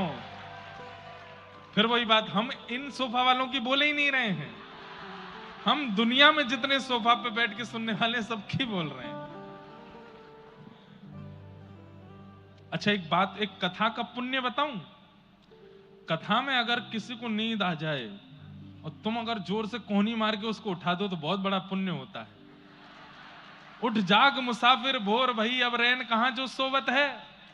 अरे ये घर नहीं है, तुम्हारा बिस्तर नहीं है, तुम्हारा स्लीपिंग रूम नहीं है, तुम क्यों सो रहे हो यहाँ पे? ये उठाने के लिए आए हैं महाराज जी, ये सुलाने के लिए नहीं आए हैं। पर ये भी आश्चर्य है, दो दो नींद की गोली खा के भी इतनी बढ़िया नींद नहीं आती, कथा में आ जाती है यार। कथा में व्यास जी बोल रहे हैं, साथ साथ संगीतकार कोई ढोल बजा रहे हैं, यहाँ पे महाराज ढोलक पीट रहे हैं छोटे से हाथन से, तबला बजा रहे हैं पूरा शरीर हिला करके, बैंजो बजा रहे हैं पीछे कानों में कुछ लगा करके, वायलिन के तार घिस दिए खींच खींच के, मंजीरा बजा बजा के पूरा तन छोटा है गो, लेकिन फिर भी सो जाता है व्यक्ति। इतना सब कुछ करने के बाद भी नींद आ जाती है। कथा में क्यों आ जाती है नींद? क्योंकि कुंभकर्ण की पत्नी का नाम है निद्रा देवी, और जब भगवान श्री राम ने कुंभकर्ण को मार दिया तो निद्रा देवी बोली, मैं बदला लूंगी, आपने मुझे विधवा किया है। बोले कैसे लोगी? बोले आपके वैकुंठ कौन जाता है, साकेत कौन जाता है? बोले जो कथा सुनते हैं, अपना जीवन पवित्र करते हैं। तो बोले बस कथाओं में जाके मैं ही डोलूंगी, घर में मुझको बुलाएंगे मैं वहां नहीं जाऊंगी, कथाओं में मेरा पूर्ण निवास होगा। जैसे ही कथा में आके श्रोता बैठेगा उसके सिर पर मैं बैठ जाऊंगी, वो सो जाएगा, कथा सुन ही नहीं पाएगा, कल्याण कर ही नहीं पाएगा, तो वैकुंठ में ताला लगेगा, मेरा बदला पूरा। भगवान बोले हम भी तुमसे बदला ले लेंगे क्या? हम व्यास जी से कहवा देंगे कि जो सोए उसके बगल वाला अगर कोहनी मार के उठाए तो उसको पुण्य मिलेगा। तो बोले बगल वाले तो उठाएंगे तो किसी को सोने ही नहीं देंगे। चेन्नई में कोई नहीं सोया अभी तक, सब जागे ही हैं। वैसे एक बात बोले, हमारी कहीं भी कथा होती है सोने वाले लोग कम ही आते हैं, पर दो चार लोग हैं उनकी आदत ही बन गई है, 25 साल से कथाओं में सो ही रहे हैं, तो वो तो सो ही जाते हैं, पर उनका क्या करें। पर कथा में कुछ नियमों का ध्यान बहुत रखना पड़ता है, रखना चाहिए। सबसे पहला, वक्ता जब आके बैठे और जब तक बैठे हैं वो जैसे हैं वैसे ही हमको रहना चाहिए। वो पानी नहीं पीते तो हमको भी नहीं पीना चाहिए, वो अपने एक आसन पर बैठे तो हमको भी एक ही आसन पर रहना चाहिए, वो हिलते डुलते नहीं है तो हमको भी नहीं हिलना डुलना चाहिए, वो फोन नहीं चला रहे हैं तो हमको भी नहीं चलाना चाहिए। वक्ता जो करे वो ही श्रोता को करना चाहिए, वक्ता जो नहीं करे वो नहीं करना चाहिए। अब दुनिया के सारे जरूरी काम आपके पास ही थोड़े ही हैं, हमारे पास भी है। लेकिन मजाल है कि अगर मैं 4 बजे मंच पर बैठा और 5:30 बजे अगर प्रधानमंत्री जी का फोन आ जाए कि हमको बात करनी है, नहीं कर सकता, 7 बजे तक प्रतीक्षा करनी पड़ेगी। कई हमारे भारत के ऐसे वक्ता हैं, व्यास मंच पर बैठे थे और घर में कोई घटना हो गई और उनको किसी ने संकेत रूप से कह दिया कि महाराज जी ऐसा ऐसा हुआ, अभी तो कथा प्रारंभ हुई है, अब तो पूरी करके ही उठूंगा, मैं यहां से नहीं उठ सकता। तो सारे जरूरी काम आपके पास ही थोड़ी हैं, हमारे पास भी हैं। पर कथा से जरूरी कुछ भी नहीं है, कथा से जरूरी परिवार भी नहीं है, कथा से जरूरी बच्चे भी नहीं है, कथा से जरूरी पत्नी भी नहीं है, माता पिता भी नहीं है, परिवार की कोई स्थिति कथा से ज्यादा जरूरी नहीं है। इसीलिए पूरा पुण्य कथा का वक्ता को ही मिलता है, श्रोताओं को नहीं मिलता। क्यों? अरे पड़ोसी का फोन आ जाए तो उठाने के लिए बाहर चले जाते हैं, बीच में उठ के। जरा सी प्यास लग जाए तो पानी पीने के लिए भागते हैं, जरा सी तलब चढ़ गई तो चाय पीने चले जाते हैं। तो फिर श्रोता वक्ता में श्रेष्ठ तो वक्ता ही माना जाएगा। वक्ता की तरह श्रोता को रहना चाहिए कि जब ये नहीं हिलते, ये नहीं डुलते, ये नहीं कुछ खाते, ना कुछ पीते, ना कुछ करते, ना फोन उठाते, ना किसी से बात करते, तो हम क्यों करें? जब इनके लिए इतनी जरूरी कथा है तो हमारे लिए क्यों नहीं? और जब तक वक्ता बैठा है, चाहे इधर उधर हो जाए दुनिया, हम जाएंगे नहीं अभी तक। अभी महाराज जी बैठे हैं, महाराज जी समय पूरा हो गया, समय ऊपर चला गया, 1 घंटा ऊपर, 1.5 घंटा ऊपर भी चला गया तो भी नहीं जाएंगे। भले ही हमारा घर 10 किलोमीटर दूर है, यहां से साधन नहीं मिलेगा तो भी नहीं जाएंगे। व्यास जी अभी बैठे हैं, व्यास जी उठ जाएं, तुरंत प्रणाम करके भागो। वक्ता के तरह श्रोता को होना चाहिए। तो कभी कभी हमें लगता है कुछ नियम बताएं, कुछ समझाएं। कथा मनोरंजन नहीं है, कथा मनोमंथन है। एक माता जी कहीं कथा थी तो मुझसे बोली, मैं कथा जितनी देर सुनती हूं मुझे सब याद रहता है, और जैसे ही आरती होती है मैं सब भूल जाती हूं आपने क्या सुनाया। मुझे एक भी बात याद नहीं रहती महाराज जी। क्यों? मैंने कहा भाई घड़ा ऑलरेडी भरा हुआ होगा ना, तो पानी डालोगे तो छलकेगा। मैंने कहा आपने ऑलरेडी अपने अंदर इतना कुछ भर रखा है, समाज का, संसार का, विषयों का, वासनाओं का। मैंने कहा आप अभी मेरे सामने डिनाई करोगे, मना करोगे कि नहीं कुछ भी नहीं है। मैंने कहा लेकिन ये वास्तविकता है, इतना कुछ मन में भरा हुआ है, इसलिए वक्ता कितना भी नवीन देता है आता ही नहीं चित्त में। क्यों? क्योंकि ऑलरेडी फिल्ड अप है। पंडाल में प्रवेश करते ही सब भूल जाइए, अरे यहां तक भूल जाइए मेरा नाम क्या, और बिल्कुल शून्य होकर के, बिल्कुल अपने चित्त के घड़े को खाली करके जब आप बैठोगे, एक एक बात, एक एक शब्द उस चित्त को सजा देगा, और फिर जीवन देखिए कैसा परिवर्तित होता है। पर हम ऑलरेडी कथा में कोई इसलिए आया क्योंकि निमंत्रण दिया गया है, जाना तो पड़ेगा, मुंह दिखाई करनी है। कोई इसलिए आया है, 4 घंटा घर पे बैठ के क्या करेंगे, वहीं सुनियाओ कथा, मन तो लगना नहीं है। कोई इसलिए आया है कि कथा के बाद भोजन मिलेगा। कोई इसलिए आया है कि अपने परिवार और मित्रों को मुझे दिखाना है कि मैं भी धार्मिक हूं, देखो मैं भी कथा सुनता हूं या सुनती हूं। अरे इन सब के लिए कथा में नहीं आना है, कथा में केवल एक ही भाव के लिए आना है कि हम ठाकुर जी के हो जाएं और ठाकुर जी हमारे हो जाएं, बस, और कुछ नहीं। इसके लिए हमें कथा में आना। येन केन प्रकारेण तस्मात् केनाप्युपायेन मनः कृष्णे निमेषयेत्, ठाकुर जी में मन लगे, इसलिए आना है। तो कथा होत वहां श्रोता सोवे, कबीरदास जी कह रहे हैं, कथा होत जहाँ श्रोता श्रोता सोवे, वक्ता मूड पिटाया रे, वक्ता मूड पिटाया। और अगली बात क्या कह रहे हैं, जहां होत कहीं स्वांग तमाशा, जहां होत कहीं स्वांग तमाशा, तनिक ना नींद सताया रे, तनिक ना नींद सताया रे। कहीं तमाशा हो रहा हो, कहीं दुनिया भर के ऊट पटांग काम हो रहे हो, बिल्कुल नींद नहीं आती, बिल्कुल फ्रेश। ओ क्या चल रहा है, कॉलोनी में लड़ाई हो गई, देखो देखो, देखो किसने किसको मारा, वहां नींद नहीं आती। हंस डर लागे और हंसी आवे, अजब जमाना आया रे, डर लागे और हंसी आवे, अजब जमाना। जैसे अब अगली बात बहुत सुंदर, कबीरदास जी की वाणी, मैंने कहा ना कड़वी वाणी है, डांट फटकारते हैं। क्या कह रहे हैं, किसी को कह दो, ए भाई सुनो, क्या रोज सुबह उठ करके स्नान ध्यान करके और तुमको 8 बजे 8:30 बजे ठाकुर जी के सामने बैठना है, उनका चरणामृत पी के ही अपने ऑफिस जाना है, कॉलेज जाना है, यूनिवर्सिटी जाना है, धंधे पे जाना है, दफ्तर दुकान जाना है।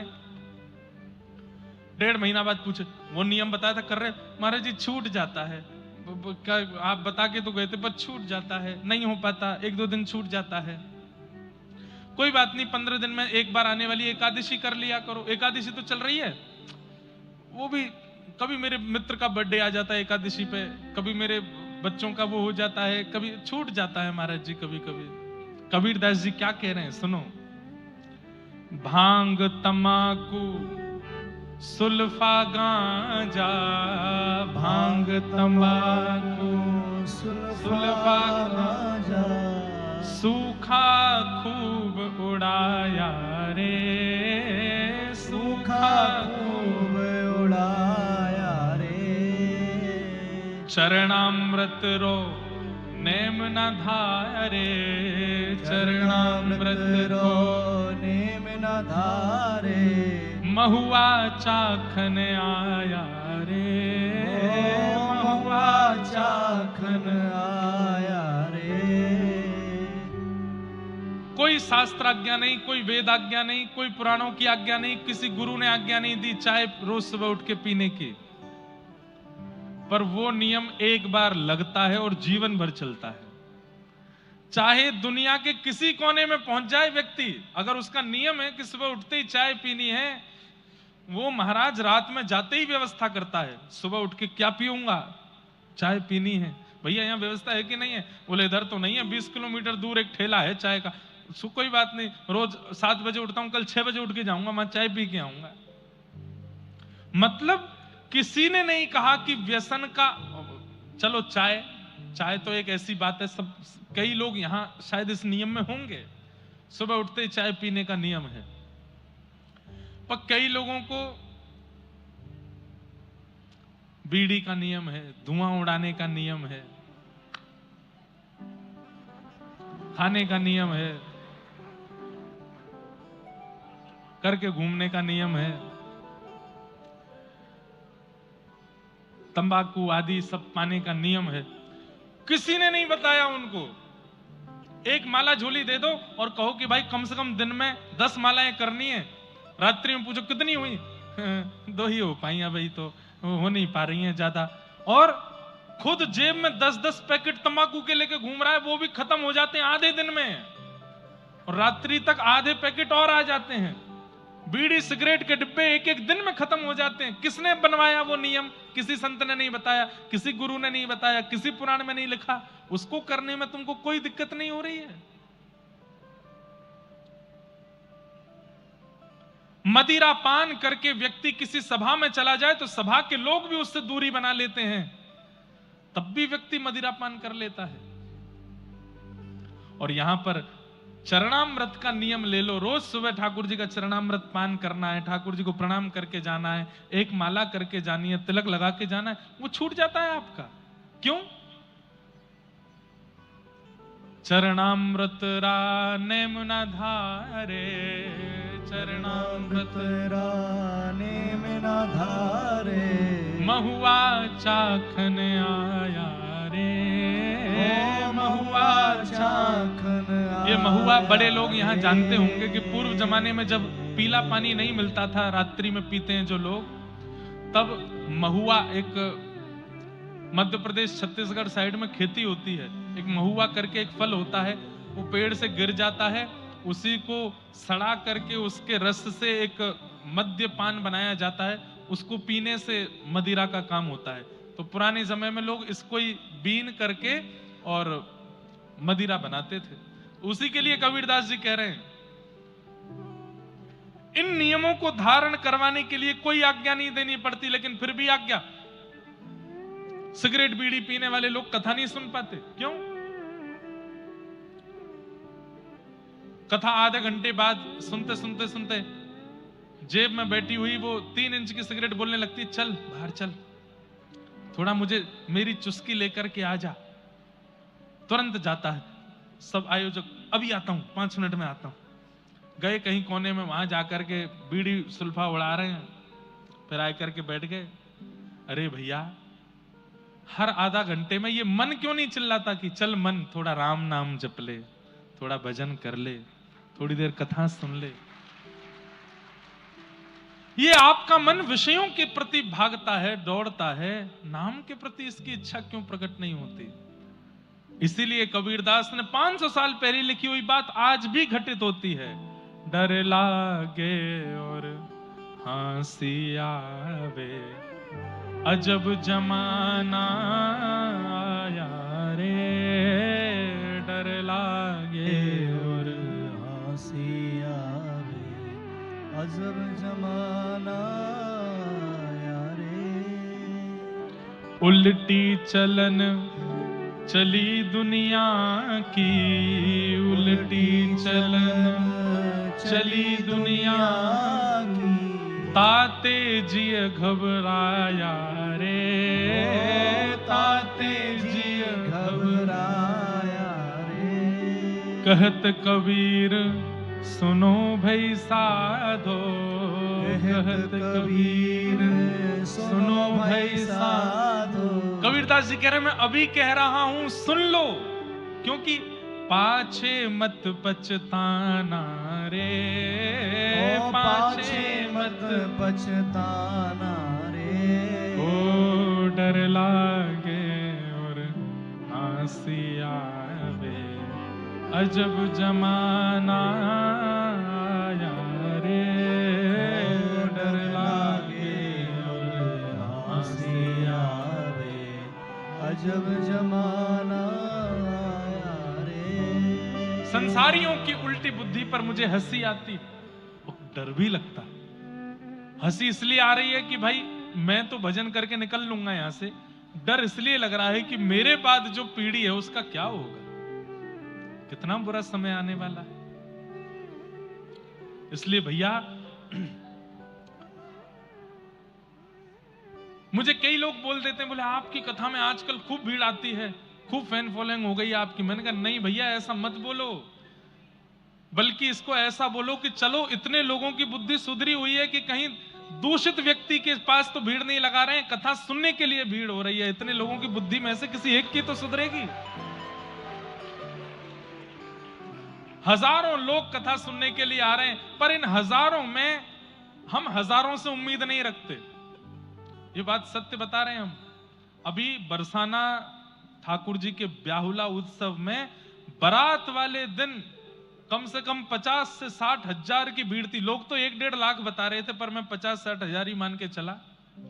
और नित्य कथा सुनने वालों में लगभग 25 हजार लोग रोज आ रहे थे कथा सुनने।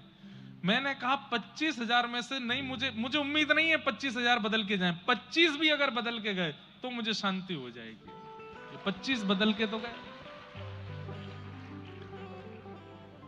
इसलिए भैया अभी समय है, आपको बढ़िया लग रहा है, हमारी वाणी बढ़िया लग रही है, हमारे कीर्तन हमारे भजन बढ़िया लग रहे हैं, तो ठीक है।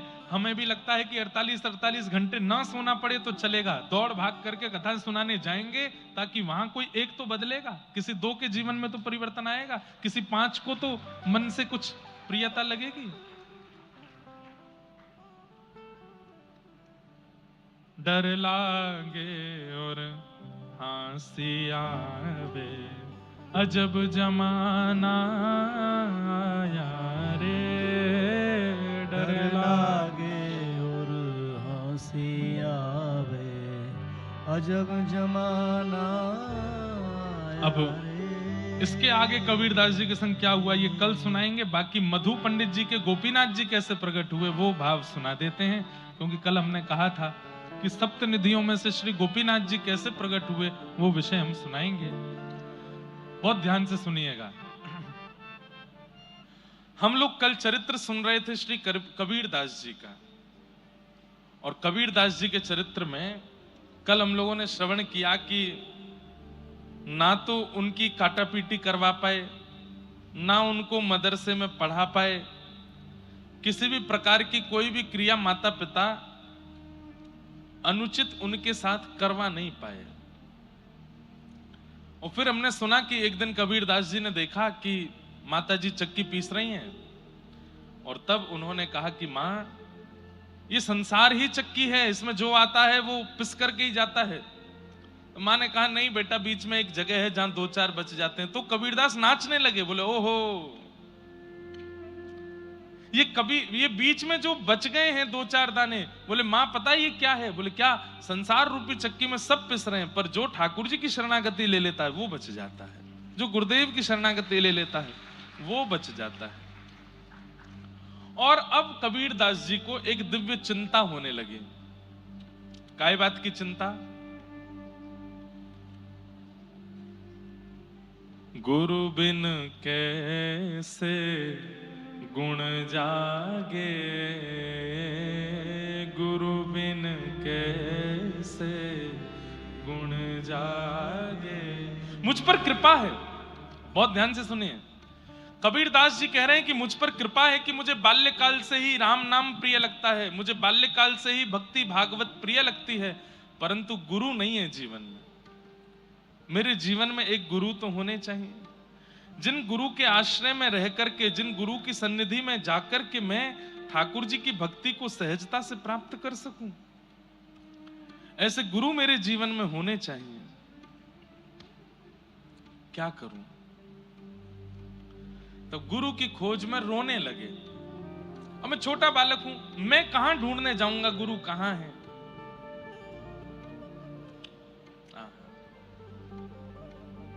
बंधुओं, पहली बार जीवन में ऐसा हुआ है, ध्यान से सुनिए। हमेशा सुना गया कि गुरु की सन्निधि में गए हैं तब गुरु ने गोविंद के दर्शन कराए हैं, पर कबीरदास जी के साथ अद्भुत लीला हुई कि गोविंद ने आकर के गुरु का परिचय दिलाया है। गोविंद ने आकर के बताया कि तुम्हारे गुरु कौन है। कैसे? कबीरदास जी रोने लगे गुरु की याद में, और इतना रोने लगे, इतना रोने लगे। क्यों रो रहे हैं? आज मां ने डांटा कबीर को। क्यों? अरे बड़ी बड़ी ज्ञान की बातें करता है। जब हम पैदा हुए जग हंसे हम रोए, ऐसी करनी कर चलो हम हंसे जग रोए, बड़ी बड़ी बातें करता था। अब रो रहा है बेटा बेटा, क्यों रोता है? तब कबीरदास जी बोले, इसलिए रो रहा हूं क्योंकि रोने से जिद पूरी होती है। मैं ठाकुर जी को अपने माता पिता मान करके उनसे रो रहा हूं। संसार का बालक किसी वस्तु के लिए रोता है, खिलौने के लिए रोता है, मैं गुरु के लिए ठाकुर जी से रो रहा हूं कि मुझे गुरु बताओ, मेरे गुरु कौन है? इतना रोए कबीरदास कि आधी रात में आकाशवाणी करके ठाकुर जी को बोलना पड़ा। आकाशवाणी हुई आकाश से,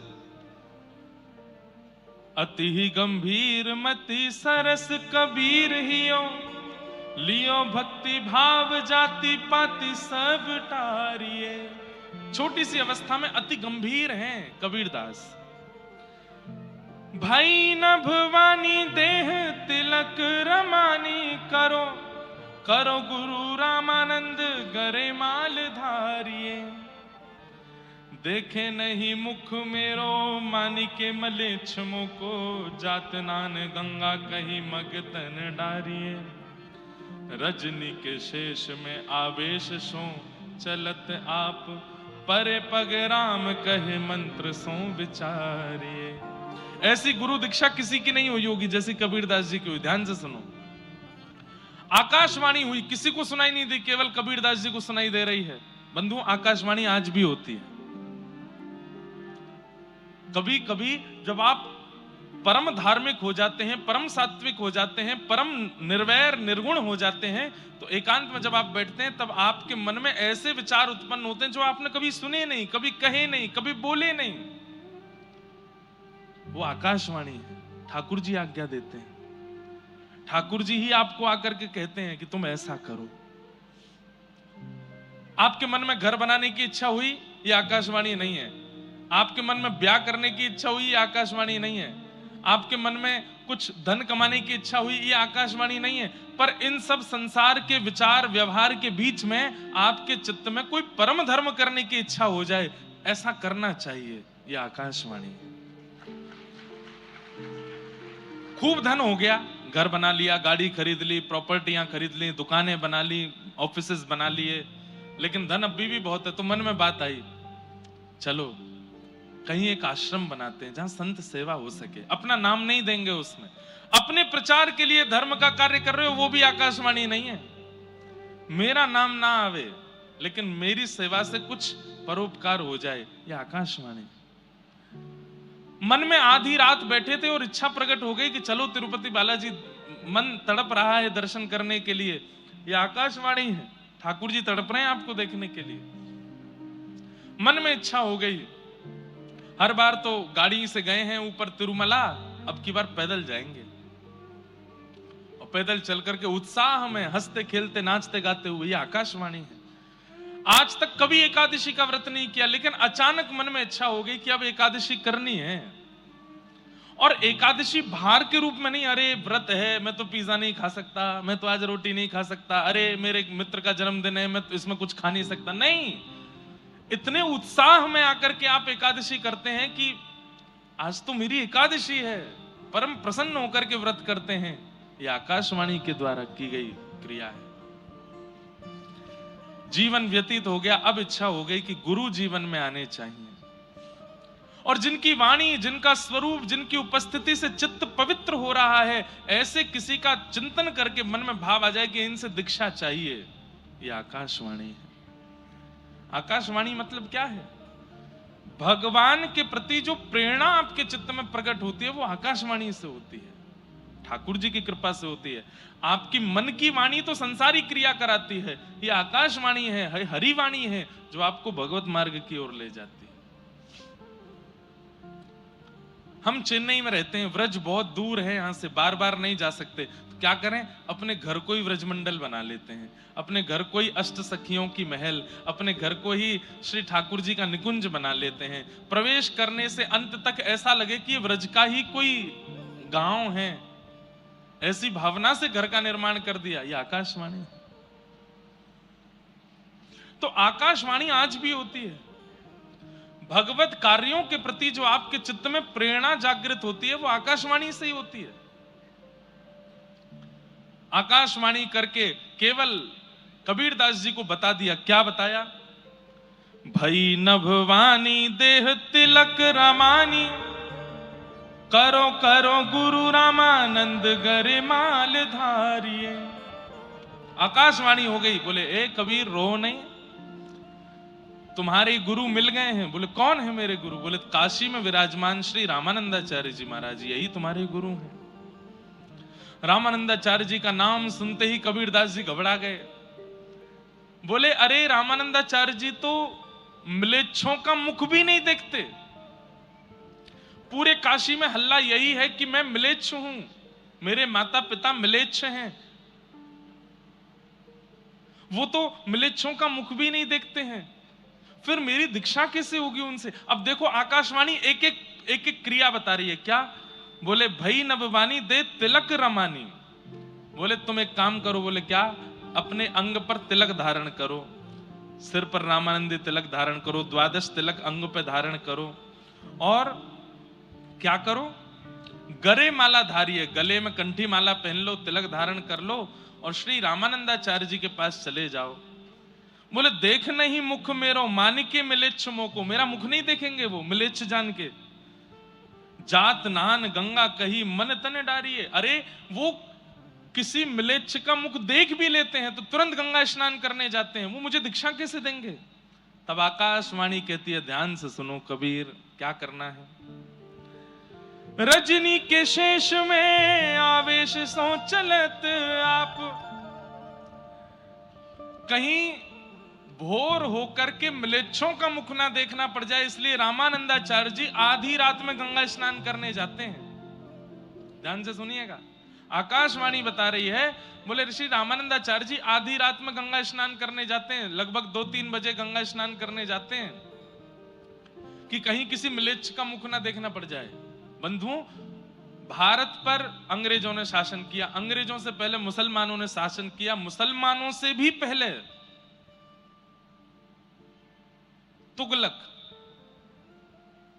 तुगलकों ने शासन किया भारत के ऊपर। आज हम लोगों की जो स्थिति इतनी, चाहे इकोनॉमी के रूप में हो, चाहे हमारे व्यवहार के रूप में हो, चाहे आज अब तो भारत ग्रोइंग कंट्री बनता जा रहा है दिन ब दिन, पर हमारी इतनी बुरी स्थिति की किसने? शासन इतना किया है भारत के ऊपर, ऐसे ऐसे आक्रांताओं ने। श्री रामानंदाचार्य जी के चरित्र में आता है कि अगर रामानंदाचार्य जी पृथ्वी पर नहीं आते तो भारत की दशा आज जो है इससे भी ज्यादा बुरी हो गई होती। क्यों? म्लेच्छों को, तुगलकों को जितना इन्होंने परिवर्तित किया, जितना इन्होंने ज्ञान दिया, जितना इन्होंने भगाया भारत से, उतना कोई आचार्य नहीं भगा पाए। इसलिए रामानंदाचार्य जी बड़े पूजनीय हैं। सब आचार्य पूजने, साक्षात राम जी ही रामानंदाचार्य जी के रूप में आए। तो बोले कि वो सुबह स्नान नहीं करते हैं गंगा जी में, रात में स्नान करने जाते हैं, कहीं म्लेच्छों का मुख ना देखना पड़ जाए। इसलिए तुम क्या करो? बोले क्या करूं? बोले जहां रामानंदाचार्य जी रहते हैं वहां से गंगा जी के नीचे उतरने वाली घाट की जो सीढ़ियां हैं वहीं पे सो जाओ और उल्टे सो जाना, लेट जाना।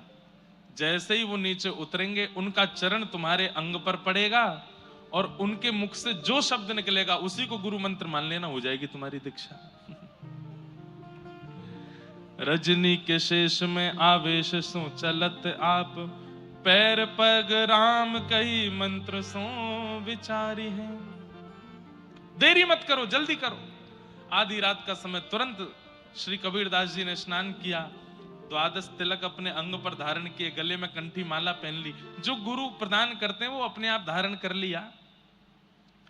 पहुंच गए पंचगंगा घाट जहां श्री रामानंदाचार्य जी निवास करते थे, और जहां से घाट के लिए नीचे सीढ़ियां जाती हैं वहीं जाकर के लेट गए। सीधे नहीं लेटे, पट्ट लेटे, उल्टे लेटे। क्यों? मेरा मुख देखेंगे तो कहीं म्लेच्छ जान करके अपशब्द ना बोल दें, इसलिए मुख नहीं दिखाऊंगा। लेट गए। रामानंदाचार्य जी निकले और बड़ी तीव्रता से जाते थे कि कहीं मैं स्नान करके लौटाऊं, इस बीच में कोई म्लेच्छ ना आ जाए। और जैसे ही रामानंदाचार्य जी सीढ़ियों से उतरने लगे, इतने में ही चरण पड़ा, और कबीरदास जी के ऊपर जैसे ही चरण पड़ा, रामानंदाचार्य जी को लगा पता नहीं कौन आ गया नीचे। जोर से उछल करके चिल्लाने लगे, राम राम राम राम राम राम राम राम। तुरंत कबीरदास जी ने प्रणाम किया और सुन करके मधुर वाणी अपने गुरुदेव को चुपके से देख करके वहां से भागे, नाचने लगे, नृत्य करने लगे, नेत्रों से अविरल अश्रुधार बहाने लगे। पायो जी मैंने राम रतन धन पायो जी। ये पद तो मीराबाई का है, पर कबीरदास जी की जो स्थिति है उसमें फिट हो रहा है, इसलिए मैं गा रहा हूं। पायो जी मैंने राम रतन धन पायो जी मैंने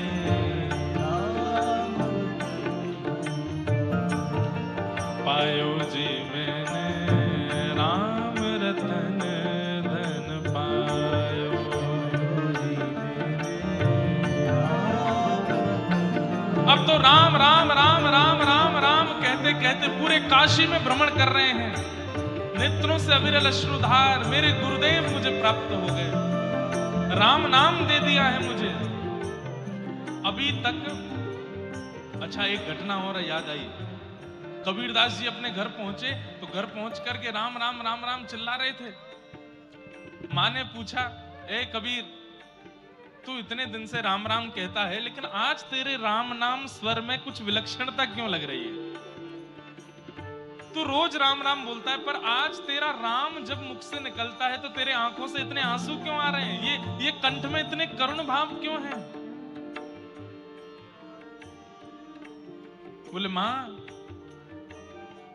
मैं जलेबी बना रहा था, पर जलेबी बनानी जिनको आती है वो समझ जाएंगे, उसको केवल तल रहा था, लेकिन पाकर के देखता था तो जलेबी तो है, तली हुई तो है, फूली हुई तो है, पर उसमें रस नहीं था, क्योंकि चाशनी में नहीं डाली थी। ये चाशनी कौन है? बोले, कृष्ण नाम, राम नाम, ये सब जलेबियां हैं। हम बिना गुरु के जब इसका उच्चारण करते हैं तो समझो वो तली भुनी तो है, लेकिन जब गुरु हमारे कान में मंत्र बोल देते हैं तो मानो जैसे उस नाम में चाशनी घुल जाती है, उसमें स्वाद आ जाता है। आज गुरुदेव ने नाम सुना दिया है तो अब राम नाम चाशनी बन गई है। माँ, अब जितनी बार उच्चारण कर रहा हूं उतनी बार धनुर्धारी राघवेंद्र सरकार मेरे सामने प्रकट हो रहे हैं। माँ, मैं क्या बताऊं? वस्तु अमोलक दई मेरे सदगुरु, वस्तु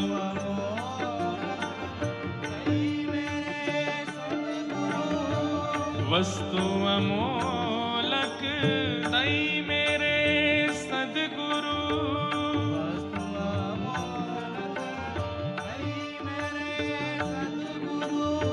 कृपा कर अपना,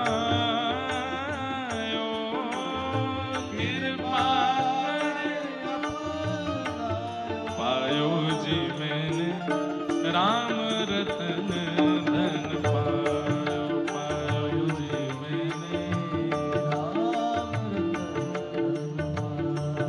पायो जी मैंने राम रतन धन पायो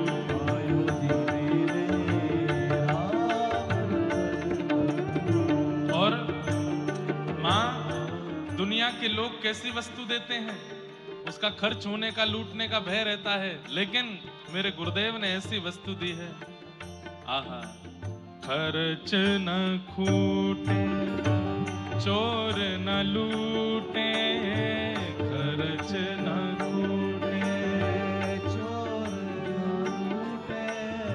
खर्च न खूटे चोर न लूटे,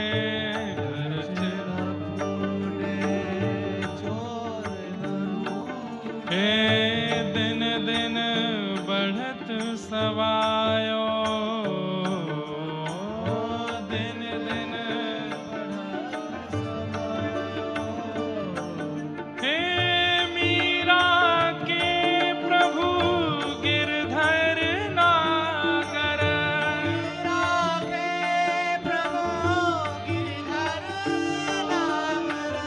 मीरा के प्रभु नटवर नागर,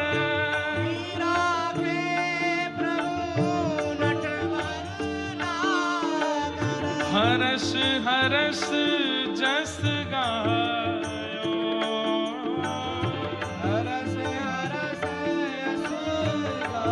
पायो जी मैंने राम रतन धन पायो,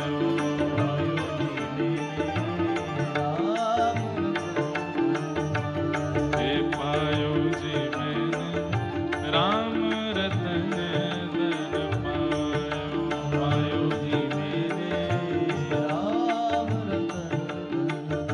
वस्तु अमोलक दई मेरे सद्गुरु, वस्तु अमोलक दई मेरे सद्गुरु,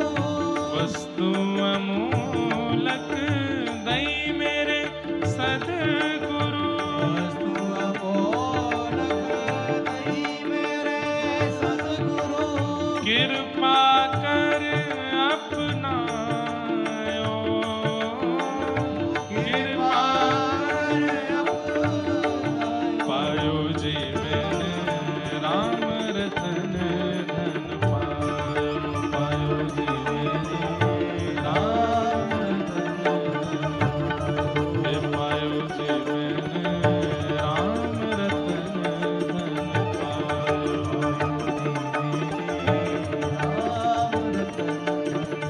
हे पायो जी मैंने राम रतन धन पायो, हे राम रतन धन राम रतन धन पायो।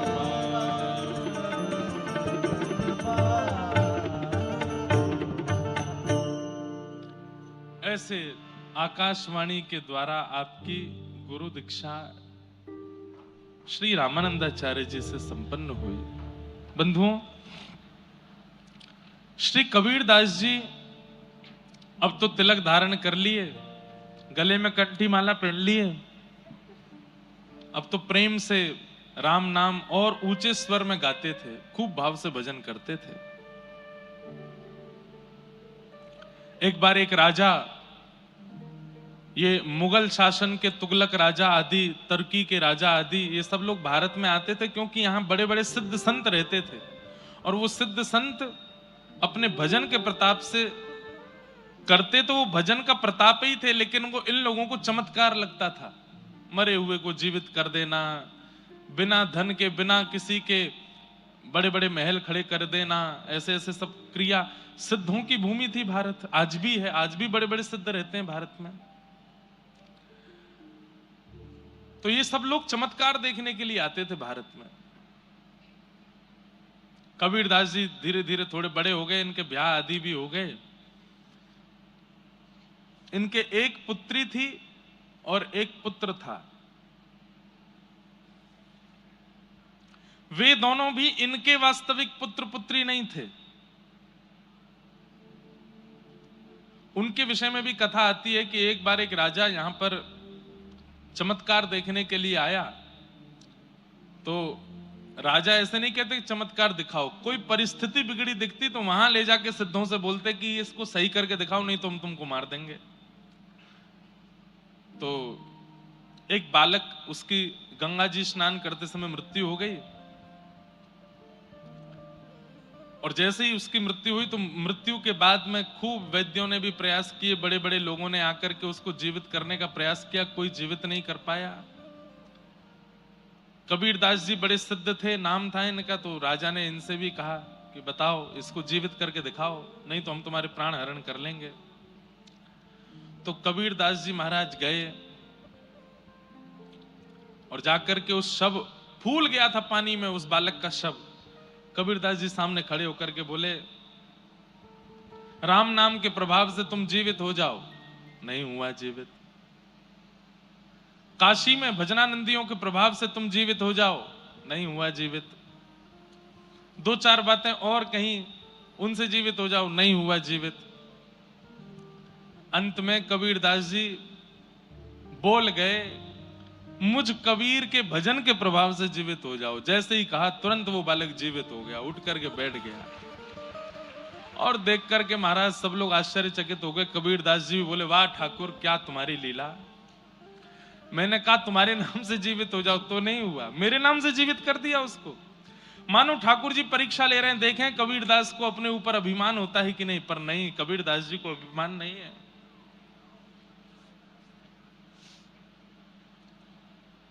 आहा।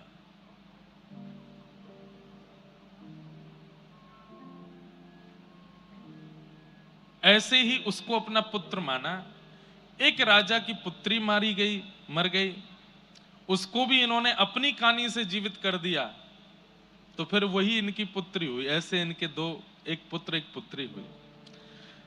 कबीरदास जी की साखी और दोहे पूरे विश्व को बड़े प्रसिद्ध हैं, परंतु एक बात कई लोगों के मन में आती है कि श्री कबीरदास जी महाराज वो केवल ज्ञान परख भक्त थे, भाव परख भक्त नहीं थे।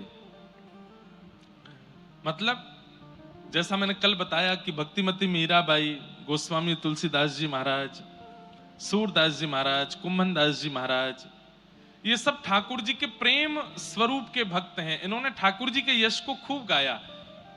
कबीरदास जी ने ठाकुर जी का यश नहीं गाया, ठाकुर जी का नाम जपो, यही यश गाया। और कबीरदास जी की भक्ति में एक विशेष बात और है, बाकी के सब भक्त दूसरों को समझाते हैं, कबीरदास जी किसी को नहीं समझाते, खुद को समझाते हैं, अपने मन को ही समझाते रहते हैं। रे मन राम भजो, अपने ही मन को समझाया कबीरदास जी ने, दूसरों को नहीं समझाया। कबीरदास जी के इस भाव से पता चलता है कि कबीरदास कह रहे हैं कि भाई दूसरों को ज्ञान बाद में दीजिएगा, पहले खुद को समझाइए, पहले खुद को सुधारिए। तुम सुधर जाओगे, पूरा विश्व सुधरने लगेगा। खुद को संभालो। तो कबीरदास जी के विषय में एक बात सबके मन में आती है कि वे ज्ञान परक भक्त थे, भाव परक नहीं। वो भक्ति नहीं करते थे। ठाकुर जी की प्रेम लक्षणा भक्ति में उनकी ज्यादा रुचि नहीं थी। ऐसी भावना लोगों के चित्त में उनके दोहे, शाकी, पद आदियों को पढ़ करके समझ आती है। पर ऐसा ही एक अपराध हो गया हमारे व्रज के रसिक महात्मा से। हमारे व्रजमंडल में सप्त निधियों में जो पांचवी निधि है, पांचवी निधि कौन से हैं? गोविंदेव, मदन मोहन, गोपीनाथ, राधा रमण और फिर जुगल किशोर। जुगल किशोर जी को किसने प्रकट किया? जुगल किशोर को लाड़ लड़ायो, नवल कुंज ही माही, कुंजनि कुंजनि कीरज धारे, हरि व्यास युगल यश गाय, वृंदावन प्यारो वृंदावन। जुगल किशोर जी को किसने प्रकट किया? हरिराम व्यास। उनका एक बड़ा प्रसिद्ध पद सब पूरी दुनिया गाती है, किशोरी तेरे चरणन की रज पाऊं, जारज को ब्रह्मादिक तरसत, सूरज शीश चढ़ाऊं, किशोरी तोरे चरणन की रज पाऊं। हरि राम व्यास जी का ये पद है। इनका एक पद हम भी अपनी कथा में गाते हैं। वृंदावन सांचो धन भैया, आतुर वन में व्यास पुकारे, है को रसिक सुनैया। वृंदावन सांचो धन भैया। वृंदावन के अनन्य रसिकों में इनका नाम आता है। हितवंश महाप्रभु जी ने इनको आशीष देकर के, दीक्षा देकर के आज्ञा दी है कि नित्य प्रिया प्रियतम तुम्हारी गोद में किलोल करेंगे। ऐसे श्री हरिराम व्यास जी। और बाकी सबके लिए तो अकेले ठाकुर जी प्रकट हुए, हरिदास जी के लिए बिहारी जी प्रकट हुए, भले ही वो युगल ही एक होकर के आए हैं। राधा वल्लभ जी हितवंश महाप्रभु के लिए प्रकट हुए, राधा रमन जी गोपाल भट्ट गोस्वामी के लिए प्रकट हुए, गोविंद देव जी रूप गोस्वामी, मदन मोहन जी सनातन गोस्वामी, मधु पंडित के लिए गोपीनाथ हुए। लेकिन हरिराम व्यास जी के लिए तो जुगल प्रकट हुए, राधा सहित ठाकुर जी प्रकट हुए, इसलिए जुगल किशोर नाम। इतने बड़े रसिक। उनके प्रसंग में आता है, एक बार ठाकुर जी की पाग बांध रहे थे, ठाकुर जी का श्रृंगार कर रहे थे, तो पाग बांधते बांधते ठाकुर जी कभी कभी खेलते हैं अपने श्रृंगारियाओं के साथ। जो ठाकुर जी की सेवा करते हैं उनके संग ठाकुर जी खूब खेलते हैं। कभी अपने मुकुट उतार के फेंक देंगे, कान के कुंडल उतार के फेंक देंगे, बिल्कुल नाप के पैमाने का वस्त्र सिलवाया होगा लेकिन छोटा पड़ जाएगा, कभी बड़ा पड़ जाएगा। कई लोग शालिग्राम जी की सेवा करते हैं तो जब स्नान कराते हैं तो उछल के नीचे लुढ़क जाएंगे। लड्डू गोपाल जी स्नान करते करते 3-4 बार लुढ़क जाएंगे। खूब खेलते हैं ठाकुर जी। तो हरिराम व्यास जी के संग ठाकुर जी खेल रहे थे। कैसे? वो पाग बांधे और जैसे ही पाग बांध करके पाग के ऊपर सिरपेच लगाने के लिए नीचे सिरपेच उठावे, इतने में क्या देखें कि पाग ढीली हो गई, पूरी मुंह पे आ गई, नीचे गिर गई। 1 बार 2 बार 3 बार 4 बार 6-7 बार जब पाग बांध दी और बार बार खुलने लगी तो हरिराम व्यास जी बोले ये पाग पहननी नहीं है, शायद इनको दूसरी लाता हूं। दूसरी पहनाई तो वो भी उतार दी। तीसरी पाग लाए और जब तीसरी पाग बांधी तो किसी ने बाहर से आवाज लगाई, बोले जल्दी दर्शन खोलो, इतने सारे दर्शनार्थी खड़े। तो हरिराम व्यास जी बोले जय जय, बहुत देर रह गई है, सुबह से मैं पाग बांधवे में लगा हूं, जल्दी तैयार रह जाओ, बाहर सबन को दर्शन करने। पाग बांधी, ठाकुर जी ने अब की बार भी पाग उतार दी। तो इतना गुस्सा आया हरिराम व्यास जी को, वो उधरी हुई पाग ही छोड़ दी मुंह पे। बोले ऐसे खड़े रहो, अब ऐसे दर्शन दे दूंगा सबको। अरे सुबह से इतने लाड़ प्यार में आ गए हो, इतने ज्यादा जो है बिगड़ते जा रहे हो, इतने भाव से हम सेवा करते हैं और आपको बिल्कुल चैन नहीं पड़ता है। एक पाग नहीं बंधवा रहे हो, खड़े रहो ऐसे ही, नहीं बांधनी अब पाग, और ऐसे ही दर्शन करा दूंगा सबको। अपने पुत्र को बोल गए, भोग आदि पधरा करके दर्शन खोल देना, मैं जा रहा हूं। बोले पिताजी गुस्सा क्यों? बोले ये ऐसे ही काम है यहाँ के, छलिया के पूरे दिन यहाँ की सेवा करते रहे, एक पाग ना बंधवा रहो, गुस्सा करें। बाहर जाकर के हरिराम व्यास जी चुपचाप बैठ गए। थोड़ी देर बाद भोग प्रसाद होने के बाद जैसे ही पर्दा खुले, आहा, लोग बाग जय जयकार करने लगे, मनोहर झांकी, मधुर झांकी, आहा, आज ठाकुर जी कितने सुंदर लग रहे हैं, आज ठाकुर जी कितने प्यारे लग रहे हैं। तो हरिराम व्यास जी बोले ये लोग मुझ पे व्यंग कस रहे हैं, ये लोग जरूर मेरे ऊपर व्यंग कस रहे हैं। टेढ़ी मेढ़ी पाग है, पाग पूरी खुल गई है, तो मुझ पे व्यंग मार रहे हैं कि देखो आज कितने बढ़िया ठाकुर जी सजे। कोई दर्शनार्थी बाहर आया रोता रोता, बोले व्यास जी आज की झांकी तो नेत्रों से जा ही नहीं रही है। बोले सच बता? बोले और नहीं। बोले उधरी वही पाग में तुमको बड़ी बढ़िया लग रहे हैं ठाकुर जी। बोले उधरी वही पाग, आज ना तो मुख दिख रहा है, ना चरण दिख रहे हैं, ना हाथ दिख रहे हैं, आज तो दृष्टि पाग पे ही अटकी भैया। इतनी सुंदर पाग ठाकुर जी पहन के खड़े।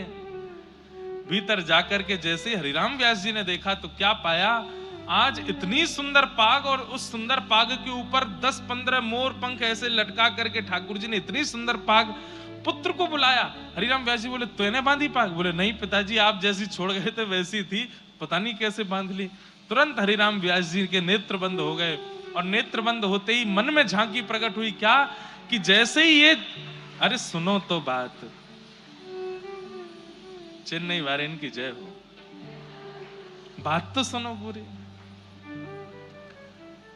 मन में झांकी प्रकट हुई कि पाग बंधी कैसे, तो नेत्र बंद करके जब देखा तो क्या पाया कि मैं तो उधरी भाई, पाग छोड़ के बाहर चलोगे और गुस्सा में, तब प्रिया जी, तब किशोरी जी आई, और किशोरी जी ने आकर के देखी, हैं ऐसे बुरे बावड़े से बन के खड़े हो ठाकुर जी, ये पाग क्यों नहीं बांधी? बोले आज मोए आपके हाथन सो बदवावे को मनो, या हमारे हरिराम व्यास को परेशान कर रहे हो, अब आप आए गई हो, अब आप ही बांधो। तो आज की पाग किशोरी जी ने बांधी है ठाकुर जी को, इसलिए इतनी सुंदर लग रही है। देख करके हरिराम व्यास जी झूमने लगे, नृत्य करने लगे। आहा, ऐसी हमारी किशोरी जी, ऐसी हमारी प्रिया जी। तो बंधुओं, कभी कभी ठाकुर जी बहुत परेशान करें श्रृंगार करावे में, तो श्रृंगार उनके अंग पे पधरा दो और किशोरी जी को ध्यान करो, हे लाडली जी ये आपसे ही श्रृंगार करावेंगे, आप ही आके श्रृंगार करो।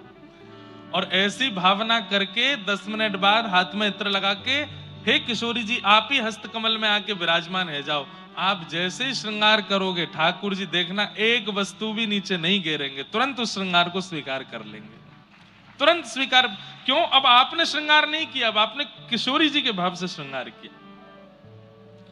तो कभी कभी ठाकुर जी श्रृंगार अगर धारण ना करें, किशोरी जी का स्मरण करके श्रृंगार धारण कराओ।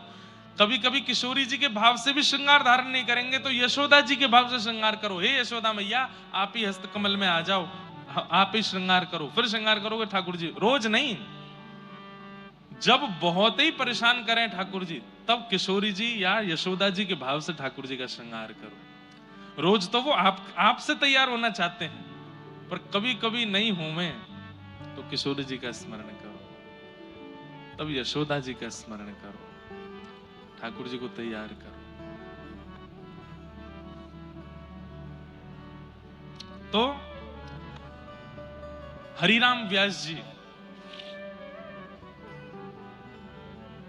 इतने बड़े रसिक संत, एक बार एक सभा में भक्तों की चर्चा हो रही थी, तो किसी ने कबीरदास जी का नाम लिया।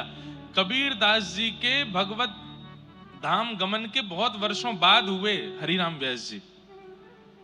तो जब सभा में कबीरदास जी का नाम हुआ तो हरिराम व्यास जी उठ करके बोले, भैया देखो एक हमारी बात सुनो। कबीरदास जी वैकुंठ गए होंगे, कबीरदास जी साकेत गए होंगे, कबीरदास जी गोलोक धाम गए होंगे, पर निकुंज में उनका प्रवेश नहीं हुआ होगा। निकुंज कौन है? जहां प्रिया प्रीतम नित्य विलास करते हैं, विहार करते हैं। कुंज, निकुंज और निवृत्त निकुंज, ये 3 हैं। कुंज क्या है? जहां सबका प्रवेश है। अभी जो वृंदावन है ये कुंज है, यहां सब जा सकते हैं। पर निकुंज क्या है? वहां सब नहीं जा सकते। अच्छा एक बात और, कुंज और निकुंज में दृष्टि का परिवर्तन है। जैसे अभी आप वृंदावन जाते हो तो आपको कुंज का दर्शन होता है। कुंज में आपको गलियां भी दिखती हैं, कुंज में आपको ठाकुर जी भी दिखते हैं, कुंज में आपको वृक्ष भी दिखते हैं, यमुना जी भी दिखती हैं, ब्रजवासी भी दिखते हैं, भीड़ भी दिखती है, कचौड़ी भी दिखती है, लस्सी भी दिखती है, पेड़ा भी दिखते हैं। पर जब आपकी दृष्टि निकुंज वाली हो जाएगी ना आपको भीड़ दिखेगी, ना आपको गलियां दिखेंगी, ना आपको गंदगी दिखेगी, आपको केवल रसिक ही रसिक दिखाई देंगे, प्रिया प्रियतम दिखाई देंगे और उनका नित्य महल दिखाई देगा। ये समझ जाओ। अब आप निकुंज में, अब आपसे कोई बुराई भी करेगा ना, भाई बहुत भीड़ है वृंदावन में, तो हम तो पिच गए भीड़ में, आप कहोगे कहां भीड़ है? अरे 10-15 रसिकों की टोली डोल रही है, सबके मुख पर राधा कृष्ण है, आपको कुछ भी दोष नहीं दिखेगा। फिर तो समझो अब आपकी दृष्टि निकुंज देख रही है। और जिस दिन निवृत्त निकुंज दिखने लगेगा उस दिन कुछ भी नहीं दिखेगा। जित देखूं उतित राधे श्याम, राधे श्याम। हर वृक्ष में कृष्ण दिखने लग जाएंगे, हर कण कण में किशोरी जी दिखने लग जाएंगी। वृंदावन का पल्लव पल्लव, वृंदावन की वृक्ष वल्लरियां, सब में आपको केवल प्रिया प्रियतम दिखाई देंगे। हमारे व्रज के रसिया गाते हैं, हमारे व्रज के रास में गाते हैं कि निकुंज में जब आ जाओगे तो कैसी दृष्टि हो जाएगी। ये देखो श्याम, ये देखो श्याम, यही तो है मेरे जीवन प्राण। नैनाभिराम पंक मुस्कान, नैनाभिराम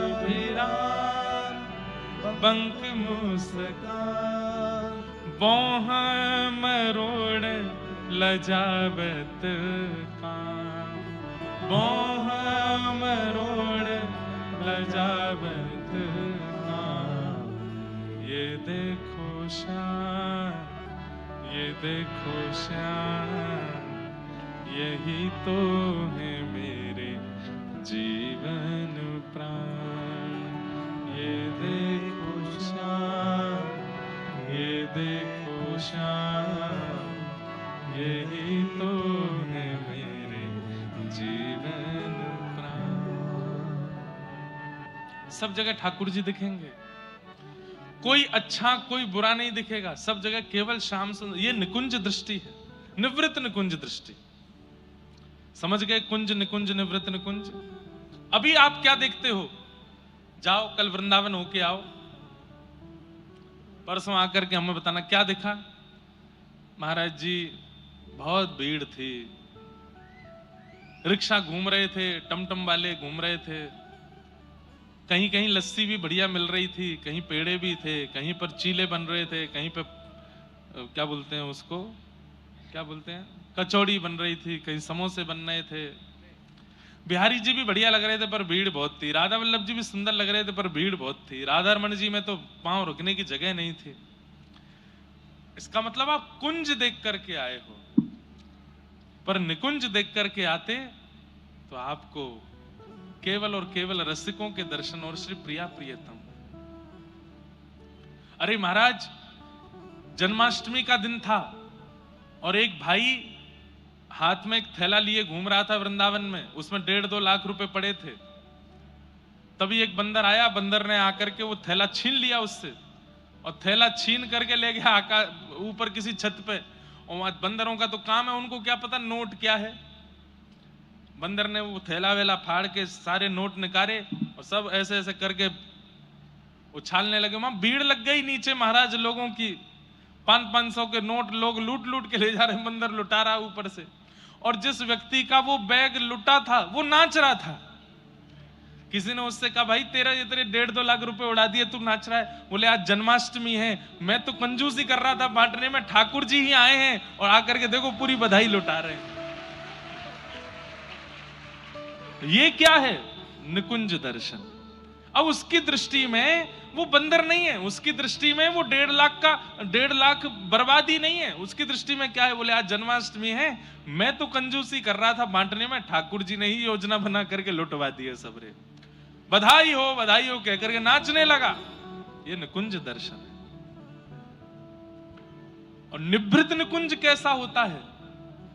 निभृत निकुंज में तो आपको मंदिर भी नहीं जाना पड़ता, जहां बैठोगे वहीं नेत्र बंद करके आपको अनुभव हो जाएगा। आज बिहारी जी ने नीली पोशाक पहनी है, आज सिर पर टेढ़ी पाग धारण करी है, उस पर मोंगरा सुंदर सुशोभित हो रहा है।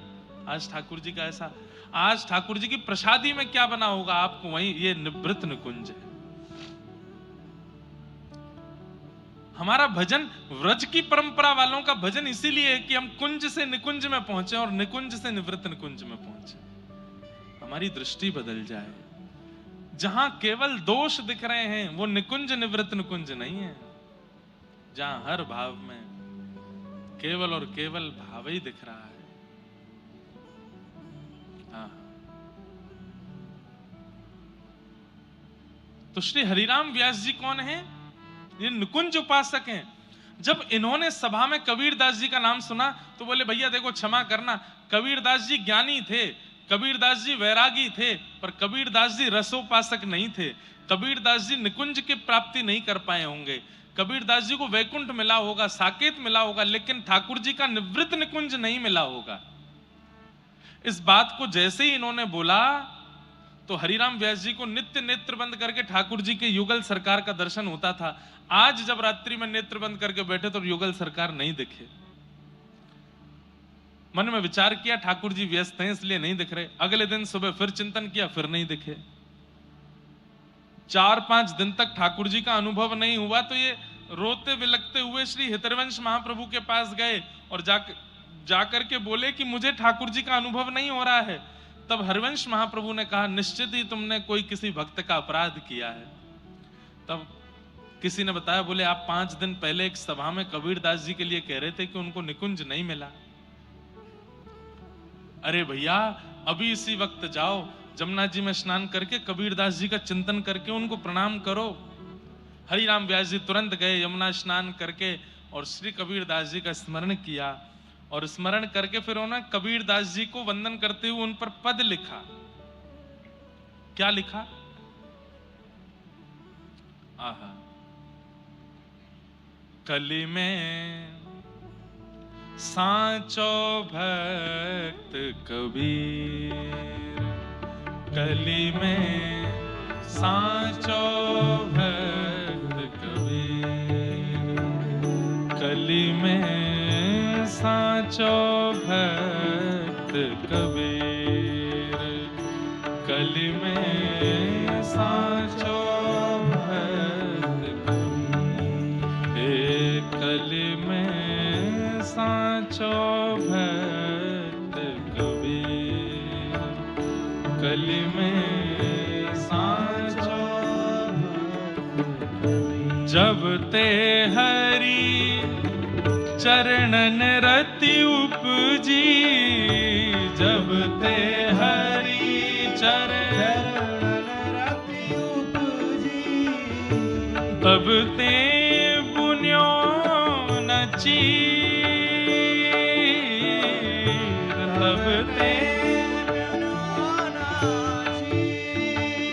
कली में सांचो भक्त कबीर, कली में सांचो भक्त। व्यासवाणी है, जब ते हरि चरणन रति उपजी, तब ते बुनो न चीर। इनके माता पिता कपड़े बुनते थे।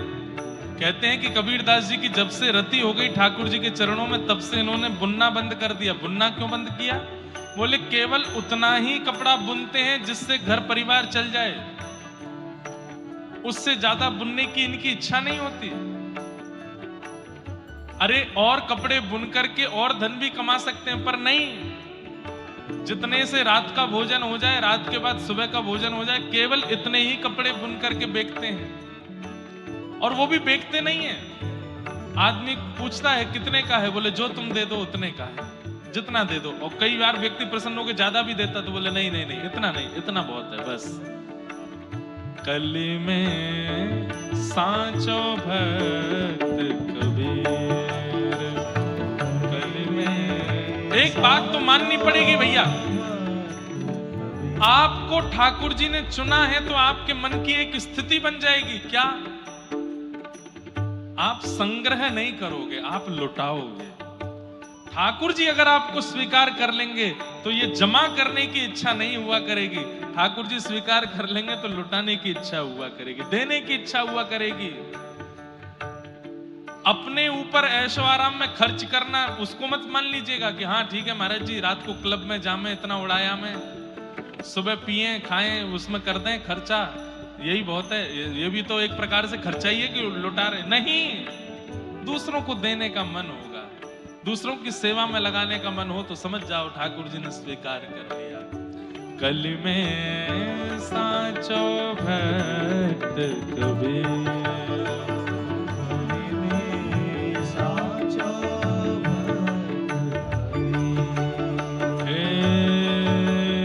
दीनों लेहि न जांचे काहू, दीनों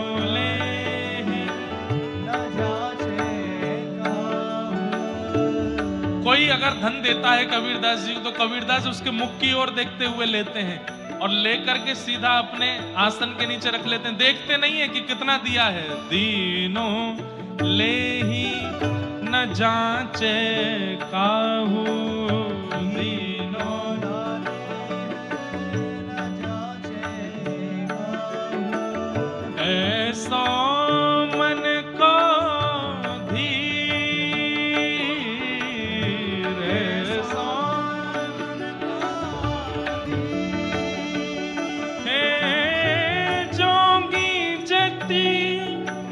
तपी सन्यासी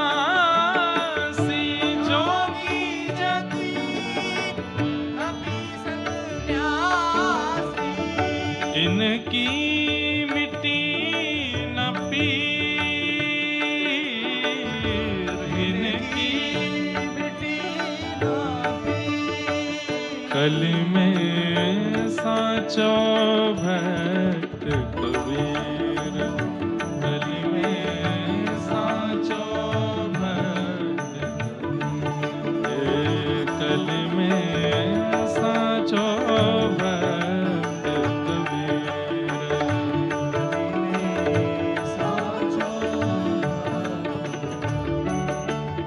और पांच तत्व ते जन्म न पायो, किसी माता पिता से जन्म नहीं हुआ है इनका। पांच तत्व ते जन्म न पायो,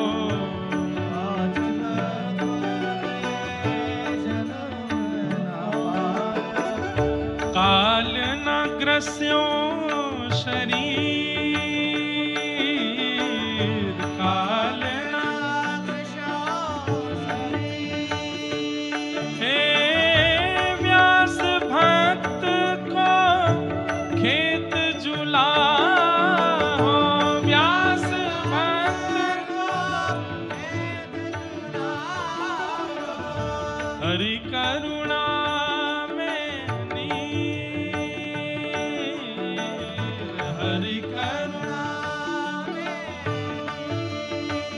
कली में साचो भक्त कबीर, कली में साचो भक्त कबीर, हे कली में साचो भक्त कबीर, कली में साचो, हे साचो भक्त कबीर, साचो भक्त कबीर।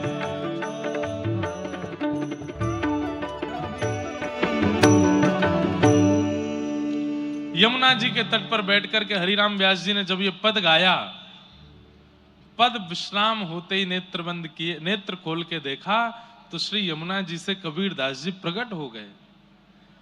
कबीर दास जी के परायण के कम से कम 200-300 वर्ष बाद हरिराम व्यास जी हुए और श्री हरिराम व्यास जी ने पुनः कबीर दास जी को प्रकट कर दिया।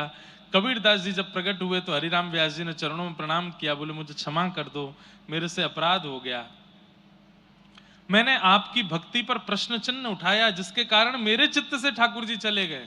कबीर दास जी प्रकट होकर के बोले, हरिराम व्यास जी आपने कहा कि मुझे निकुंज नहीं मिला होगा क्योंकि मैं ज्ञानी हूं, वैरागी हूं, भावना में ज्यादा भक्ति नहीं करी इसलिए। वास्तव में मैंने ठाकुर जी की आज्ञा का पालन किया। ठाकुर जी ने ही मुझे कहा था कि तुम पृथ्वी पर जाकर के जीवात्माओं को समझाने का प्रयास करो, जिससे उनको ज्ञान मिले, समझ आवे, ऐसे कवित्तों का रचना करो। इसलिए मैंने ज्ञान परक कवित्तों की रचना की है, भाव परक नहीं, क्योंकि ठाकुर जी की आज्ञा नहीं थी मुझको। तब हरिराम व्यास जी ने हाथ जोड़े, कान पकड़े, बोले मुझे क्षमा कर दें, मैं आपके रूप को, आपके भाव को समझ नहीं पाया और आप पर इस प्रकार मैंने प्रश्न चिन्ह उठाया। ऐसे श्री कबीर दास जी